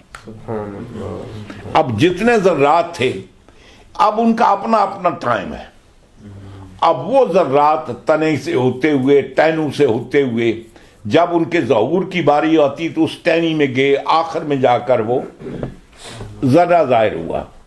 جتنے ذرات اس کے تھے اتنے گن کر آم لگیں گے۔ وہ کمپلیٹ کب ہوں گے؟ 10 سال میں ہوں، 20 سال میں ہوں، 40 سال میں ہوں، یا 50 سال میں۔ آخر ایک لمٹ وہ آتی ہے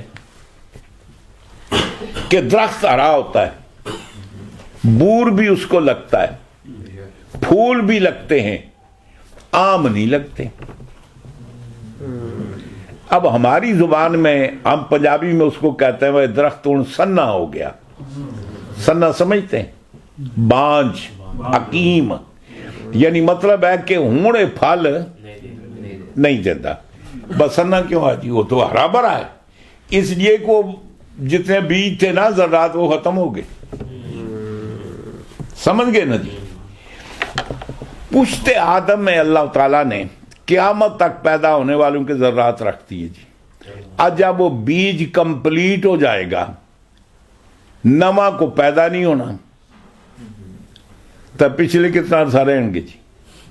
دی اینڈ، خاتمہ تو ہونا ہے۔ پھر مطلب ہے جب وہ بیج ختم ہو جائیں گے تو یہ دنیا ختم ہو جائے گی، قیامت قائم ہوگی۔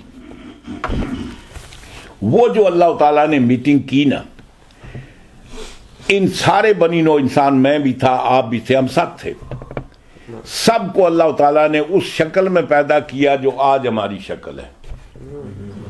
اللہ نے ہمیں عقل دی جو آج موجود ہے ہمارے اندر، اللہ نے ہمیں بولنے کی قوت عطا فرمائی جو آج ہمارے اندر موجود ہے، اللہ نے سننے کی قوت عطا فرمائی جو آج ہم سن سکتے ہیں۔ یہ ساری باتیں کر کے نا اللہ تعالیٰ نے پھر سب سے خطبہ دیا، خطاب کیا۔ اللہ تعالیٰ فرماتا ہے، پوچھتا الست بربکم،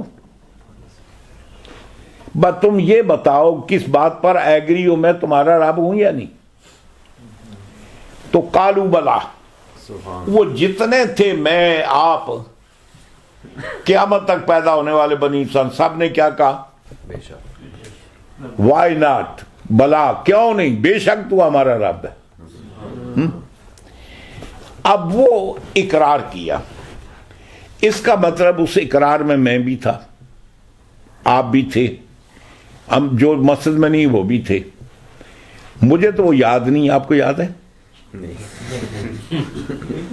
نہیں، میرے ذہن میں تو نہیں ہے، مجھے تو یاد نہیں ہے، لیکن جب اللہ یہ کہہ رہا ہے تو وہ یقیناً ہوا ہے، یقیناً یہ معاملہ تھا۔ اب یہ ہے کہ وہ اقرار یہ تھا کہ الست بربکم، کیا میں تمہارا رب نہیں ہوں؟ سب نے کہا کیوں نہیں، اقرار کیا نا۔ اچھا، مثال کے طور پر کوئی بندہ آپ سے وعدہ کر کے جاتا ہے کہ میں یہ کام کروں گا، اس کو وعدہ خلاف کب کہیں گے؟ جب کام نہیں کرے گا، جب وہ انکار کر دے کہ میں یہ بات نہیں کروں گا، یا ایکشن، یعنی ایک آدمی آپ سے وعدہ کر کے جائے کہ میں فلاں جگہ نہیں جاؤں گا، اگر وہاں جائے تو کیا مطلب ہوا؟ وعدہ توڑ دیا۔ یا وہ زبانی کہہ دے ٹھیک ہے جی میں وعدے کو ختم کرتا ہوں، تو وعدہ کیا ہوا؟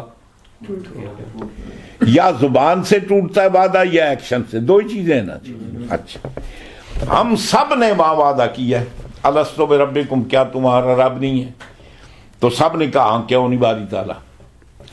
اب جب ہم پیدا ہوتے ہیں تو ہم اسی وعدے پر قائم ہیں، اس لیے حضور ارشاد فرماتے ہیں کل مولود یولد علی فطرۃ الاسلامیہ، ہر بچہ پیدا ہونے والا وہ ہندو کے گھر میں ہو، سکھ کے گھر میں ہو، دہریے کے گھر میں ہو، یہودی کے گھر میں، نصرانی کے گھر میں، مسلمان کے گھر میں ہو، وہ اس وعدے پر پیدا ہوتا ہے، اس پر۔ پھر بالغ ہونے کے بعد ہمیں دیکھنا، چونکہ نابالغ کا ایکشن تو ایکسیپٹیبل نہیں نا، اب بالغ ہونے کے بعد کوئی ایسا ایکشن کرتا ہے کہ وہ اس وعدے کے خلاف ہے، ہم فیصلہ کریں گے اس نے وعدہ توڑ دیا، یا زبانی طور پر کسی اور چیز کا اقرار کر لے تو ہم سمجھ لیں گے اس نے وعدہ توڑ دیا۔ ہمیں تو یاد نہیں نا جی، اسی لیے کہتے ہیں کہ جتنے مسلمان کسی کے بھی نابالغ بچے اگر دنیا سے لے جاتے فوت ہو جاتے ہیں تو وہ جہنم میں نہیں جائیں گے جی، وہ جنت میں جائیں گے، اس لیے کہ وہ اس وعدے پر قائم ہے۔ جب اس نے وعدہ توڑا نہیں تو ہم کیسے کہہ سکتے وعدہ خلاف؟ نابالغ وعدہ توڑ نہیں سکتا، نابالغ کوئی کام نہیں کر سکتا جس میں اس کا نقصان ہو، فائدے والا کام کر سکتا ہے، نابالغ کا نکاح ہو سکتا ہے، طلاق نہیں دے سکتا، نابالغ سودا بیچ سکتا ہے، چندہ نہیں دے سکتا۔ سودا بیچنے میں تو فائدہ ہے نا جی، با کچھ لے کچھ دے، مسیحیوں نے چندہ کاٹ کے 10 پاؤنڈ دیتے تو نقصان کر رہے ہیں، اس کا اختیار نہیں ہے اس کو۔ نکاح تو ہو سکتا ہے، اس کا فائدے کی بات ہے، طلاق نابالغ نہیں دے سکتا جی، فائدے کا کام کر سکتا ہے، نقصان کا نہیں کر سکتا۔ نابالغ اسلام قبول کرے ایکسیپٹ ہے، نابالغ دوسرا مذہب قبول کرے ایکسیپٹ نہیں ہے کہ وہ نقصان دہ ہے، تو نابالغ ہونے میں وہ اسی پوزیشن کے اندر موجود ہے۔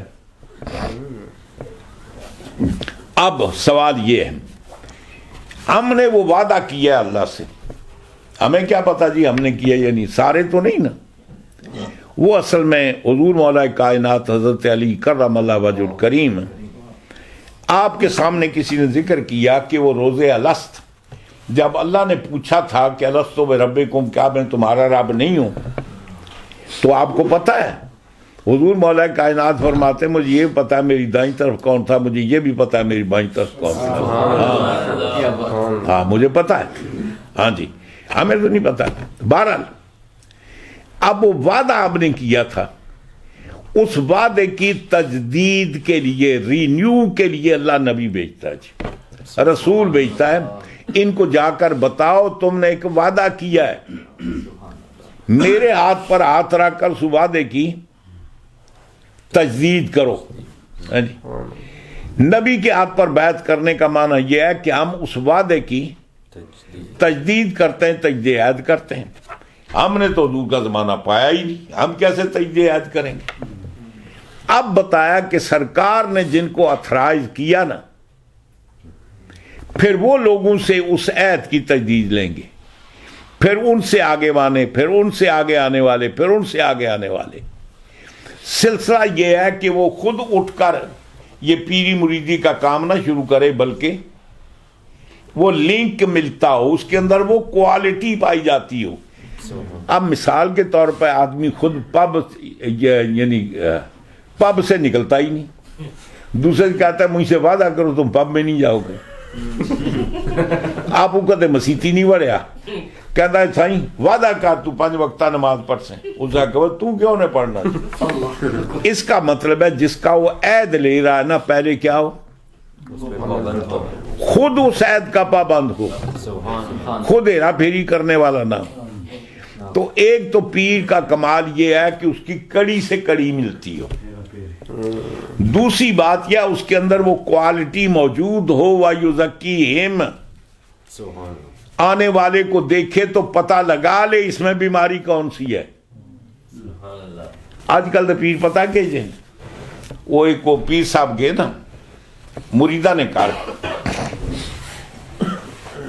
بعض آدمی کو عادت ہوتی جس کو ہمارے ہم عربی میں اس کو ہزیان کہتے ہیں اور ہماری زبان پنجابی میں اس کو پچھنا کہتے ہیں، پچھنا سمجھے ہو ہے جی، بس سوتے ہیں بندہ جی گلاں کرنا، سوتے ہوئے خواب میں جو باتیں بات کرتا ہے جی، اس کو عربی میں جان کہتے ہیں اور ہمارے پنجابی میں پچھنا کہتے ہیں، اردو میں پتہ نہیں کیا کہتے ہیں جی، بہرحال اچھا وہ پیر صاحب تھے، وہ مرید کے گھر میں سوئے جناب، تو ساری رات وہ کرتے رہے دور دور دور دور. اچھا صبح ہوئی تو مریدنی پوچھتی ہے پیر صاحب آج کیا بات ہے، ساری راتی پچھنے رہے ہو، ساری راتی دور دور کرنے رہے ہو. اس آقا مرید نے تو تینوں کے پتا کہ تو کی کیا پتا، میں اتھے سا نا نا نا نا میں اور راتی مکہ معظمہ مدینہ منورہ نے کتے پہ موڑ رہا ہے، اتھے جڑا کتا خانہ کعبہ حدود جاندا میں اس نو موڑ رہے ہیں مدینہ پاک، اتھے دے کتے پہ موڑنا ہے. سوچن لگی واہ واہ اللہ پیر دے سارے نو یہ جا دے، اے اتھے رہ کے مدینے نہیں خبراں تے مکے نہیں خبراں رکھتا ہے. ٹھیک ہے، اب وہ مرید پیر صاحب بھی تھے، ان کے ساتھ 2-3 چیلے بھی تھے. دوسرے دن جناب مرید نے چاول پکائے ہے جی، اور یہ کیا کہ وہ گھی وغیرہ کچھ شکر گھی، یہ جو مرید تھے نا ان کو یہ کیا کہ چاول ڈالیں، چاول کے اوپر گھی ڈالا، گھی کے اوپر شکر ڈالی، ڈھیر ساری نظر آ رہی. پیر صاحب کو جو پلیٹ بنائی نا، نیچے گھی ڈالا، پھر شکر ڈالی، پھر اوپر چاول ڈالے. اب جب سامنے رکھا پیر صاحب دیکھتے ہیں کمال کی بات ہے، وہ میرے سوکے چاول تو اے مریدن دیکھو جی نہ ہوتے کیوں بھی پہ آتے چینی بھی پہ ہی، یہ تو نشی کر. وہ غصے نہ بولے آکل لگو میرے نہ ماڑے نہ کیا دشمنی آ وائی نے تو کیوں بھی بائی تے دیتا تے چینی بھی پائی دیتی تے میں کی کیا نے دیتا. اس نے جناب یہ کیا کہ چپ کر کے نا پیر صاحب کے آگے سے پلیٹ اٹھائی، چیروں کے آگے سے اٹھائی کہ دفعہ ہو جاؤ، نکل جاؤ میرے گھر سے. اس نے کہا تمہیں یہاں سوتے ہوئے مکے کے کتے نظر آتے ہیں، مدینہ کے کتے نظر آتے ہیں، یہ پاؤ بھر چاول کے نیچے تمہیں گھی اور شکر نظر نہیں ہے، دیکھ نیچے پڑا ہے، یعنی وہاں تجھے یہ نظر نہیں ہے. تو اصل اس کا میں آگے پھر کبھی عرض کریں گے، معیار یہ ہے کہ اس کو کہتے ہیں کہ جو مرید کو دیکھے تو یہ جان لے، اور جس کا وہ عہد لینا چاہتا ہے خود پہلے اس عہد کا پابند ہو. اور پھر عہد کس کا لے گا جی؟ بھائی اگر خود قرآن و حدیث علم پڑھا ہے تو عہد لے گا نا. اگر خود نہیں پتا، وہ ایک بندہ گیا نا، میں نا نہیں لیندہ، 47 جو کشمیر دے ماضی جنگ شنگ ہوئی نا ادھر جناب، تو ایک بندہ گیا تو سکھ اگے چڑھا، اس نے کہا پورا پڑھ کلمہ نہیں تے گولی. اس آ کہ تو آپ پڑھا دے، اس آ کہ ہم کو نہیں آتا تم خود پڑھو. ہاں جی، تو مطلب یہ ہے کہ کلمہ پڑھانے کے لیے یہ منو نہیں آتا تو آپ پڑھ لے، یعنی کلمہ پڑھانے کے لیے پہلے خود اس کو آتا ہے ہونا. اب جو مرید سے آپ عہد لے رہے ہیں وہ پہلے خود کا آپ کو پتا ہونا چاہیے، سمجھ گئے؟ تو یہ مقصد یہ ہے کہ جو قرآن جانتا نہیں وہ قرآن پڑھا کیسے سکتا ہے، جو تجوید جانتا نہیں وہ تجوید پڑھا کیسے سکتا ہے، جو حدیث جانتا نہیں وہ دوسرے کو حدیث پڑھا کیسے سکتا ہے. اور سارے تو مرزا محمد علی نہیں ہوندے نا جی، ہاں ایسے اور بھی بہت سارے ہیں جی. ہاں وہ جو آدمی اپنی حدود سے تجاوز کرے نا پھر ذلیل ہوتا ہے جی. ہاں جی، اس لیے کہ اس کو وہی کام اس کو سوٹ کرتا ہے کہ جس کام کو وہ جانتا ہو جی.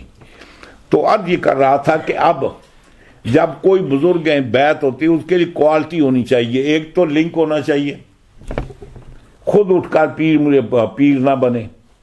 نمبر 2، جو عہد لینا چاہتا ہے، بیعت لینا چاہتا ہے، عہد، وہ اس کے اندر بھی وہ چیزیں کوالٹی موجود ہونی چاہیے. پھر وہ خود بھی جو بتانا چاہتا ہے صاحب علم ہو. اس لیے علماء کرام فرماتے ہیں کہ بیعت کرنے کا حق اس کو حاصل ہے. پہلی بات ہے عقیدے کے اعتبار سے وہ صحیح ہو. مرزائی کے ہاتھ پر کو بیعت کرے گا تو کیا ہوگا جی؟ مرزائی بنے گا نا. ہاں جی، تو عقیدے میں درست ہونا چاہیے. نمبر 2 وہ عالم ہونا چاہیے. نمبر 3 اس کا اپنا عمل جو عہد لیتا ہے اس کے مطابق ہونا چاہیے، تو پھر وہ بیعت کر سکتا ہے. ادروائز یہ کوئی بزنس نہیں ہے، یہ کوئی کام نہیں ہے. وہ حضرت عارف رومی رحمۃ اللہ علیہ فرماتے ہیں، اسی عنوان دوسری پڑھے پھر ختم کرتے ہیں جی.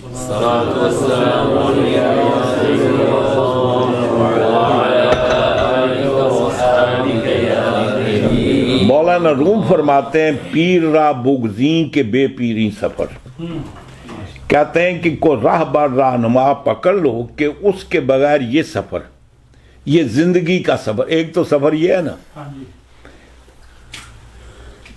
اچھا ٹھیک ہے آگے ہو. ہاں جی، ایک تو سفر یہ ہے کہ مثلا آپ یہاں سے بریڈ فورڈ جاتے ہیں جی.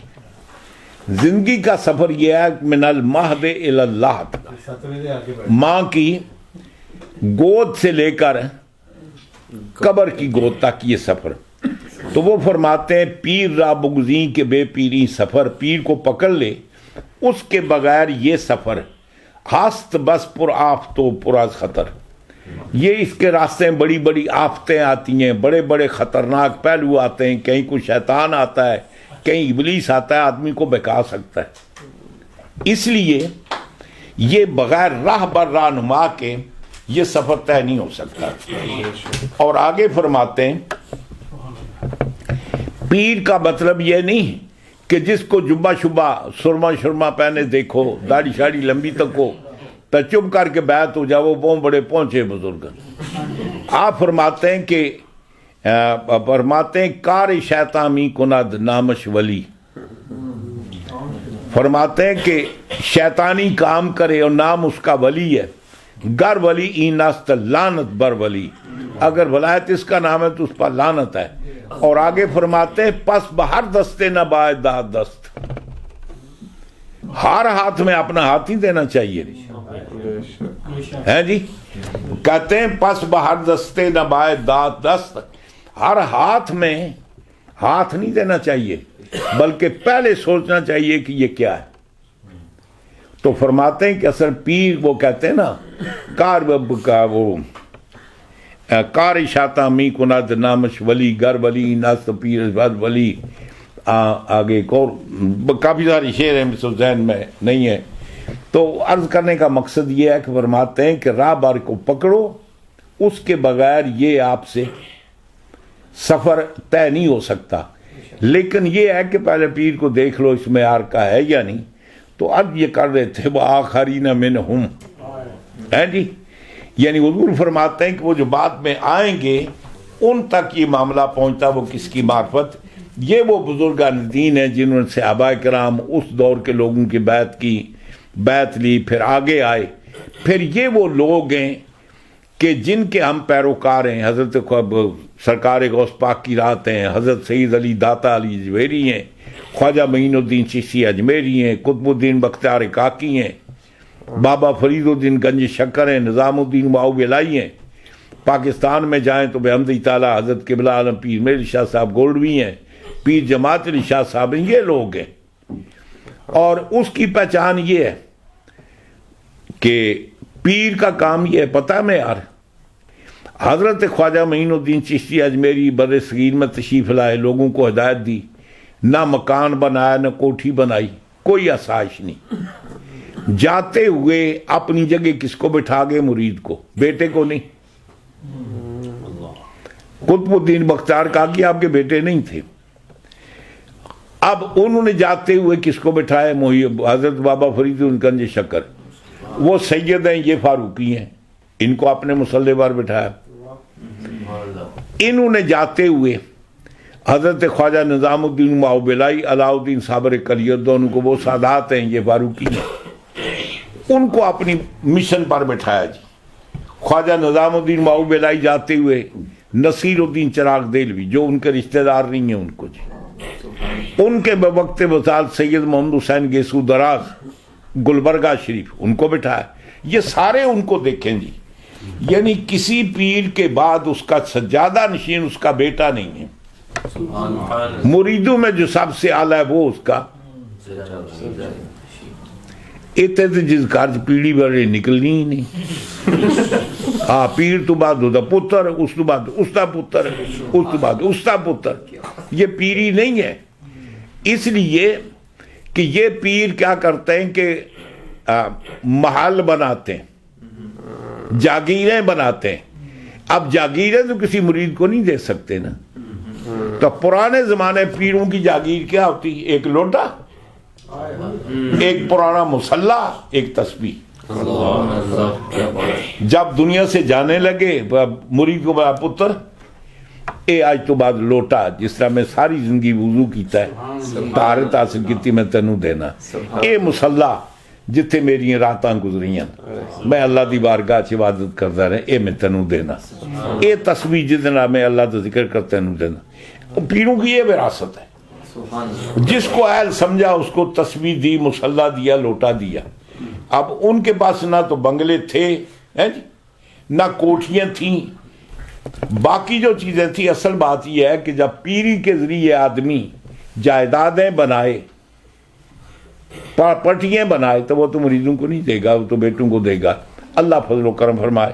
پھر کبھی موقع ملا تو انشاءاللہ وہ اگر تو رہ گیا تفصیل کے ساتھ انشاءاللہ عرض کریں گے. آج ذرا دورانیہ تھوڑا لمبا ہو گیا, 2.25 گھنٹے ہو, کوئی بات نہیں. تو اللہ تعالیٰ قبول فرمائے. آئندہ منڈے پھر انشاءاللہ جو درس جہاں ہم نے چھوڑا نا, وہ بڑی ڈیٹیل کے ساتھ انشاءاللہ وعدے کی اہمیت پر وہ بات ہے. عہد کس کو کہتے ہیں, وعدہ کس کو کہتے ہیں, اس کی اقسام کتنی ہے, اور اس پر انسان کے لیے کیا کیا لازم آتا ہے. اللہ اپنی صدقے مجھے اور آپ کو قرآن پڑھنے کی, سمجھنے کی, عمل کرنے کی اللہ تعالیٰ توفیق عطا فرمائے. وصلی اللہ تعالیٰ علی خیر خلقہ محمد وآلہ وصحبہ اجمعین برحمتک یا ارحم الراحمین لا الہ الا انت. اچھا جی, لنگر کو دے رہے ہیں, جی آ جاؤ.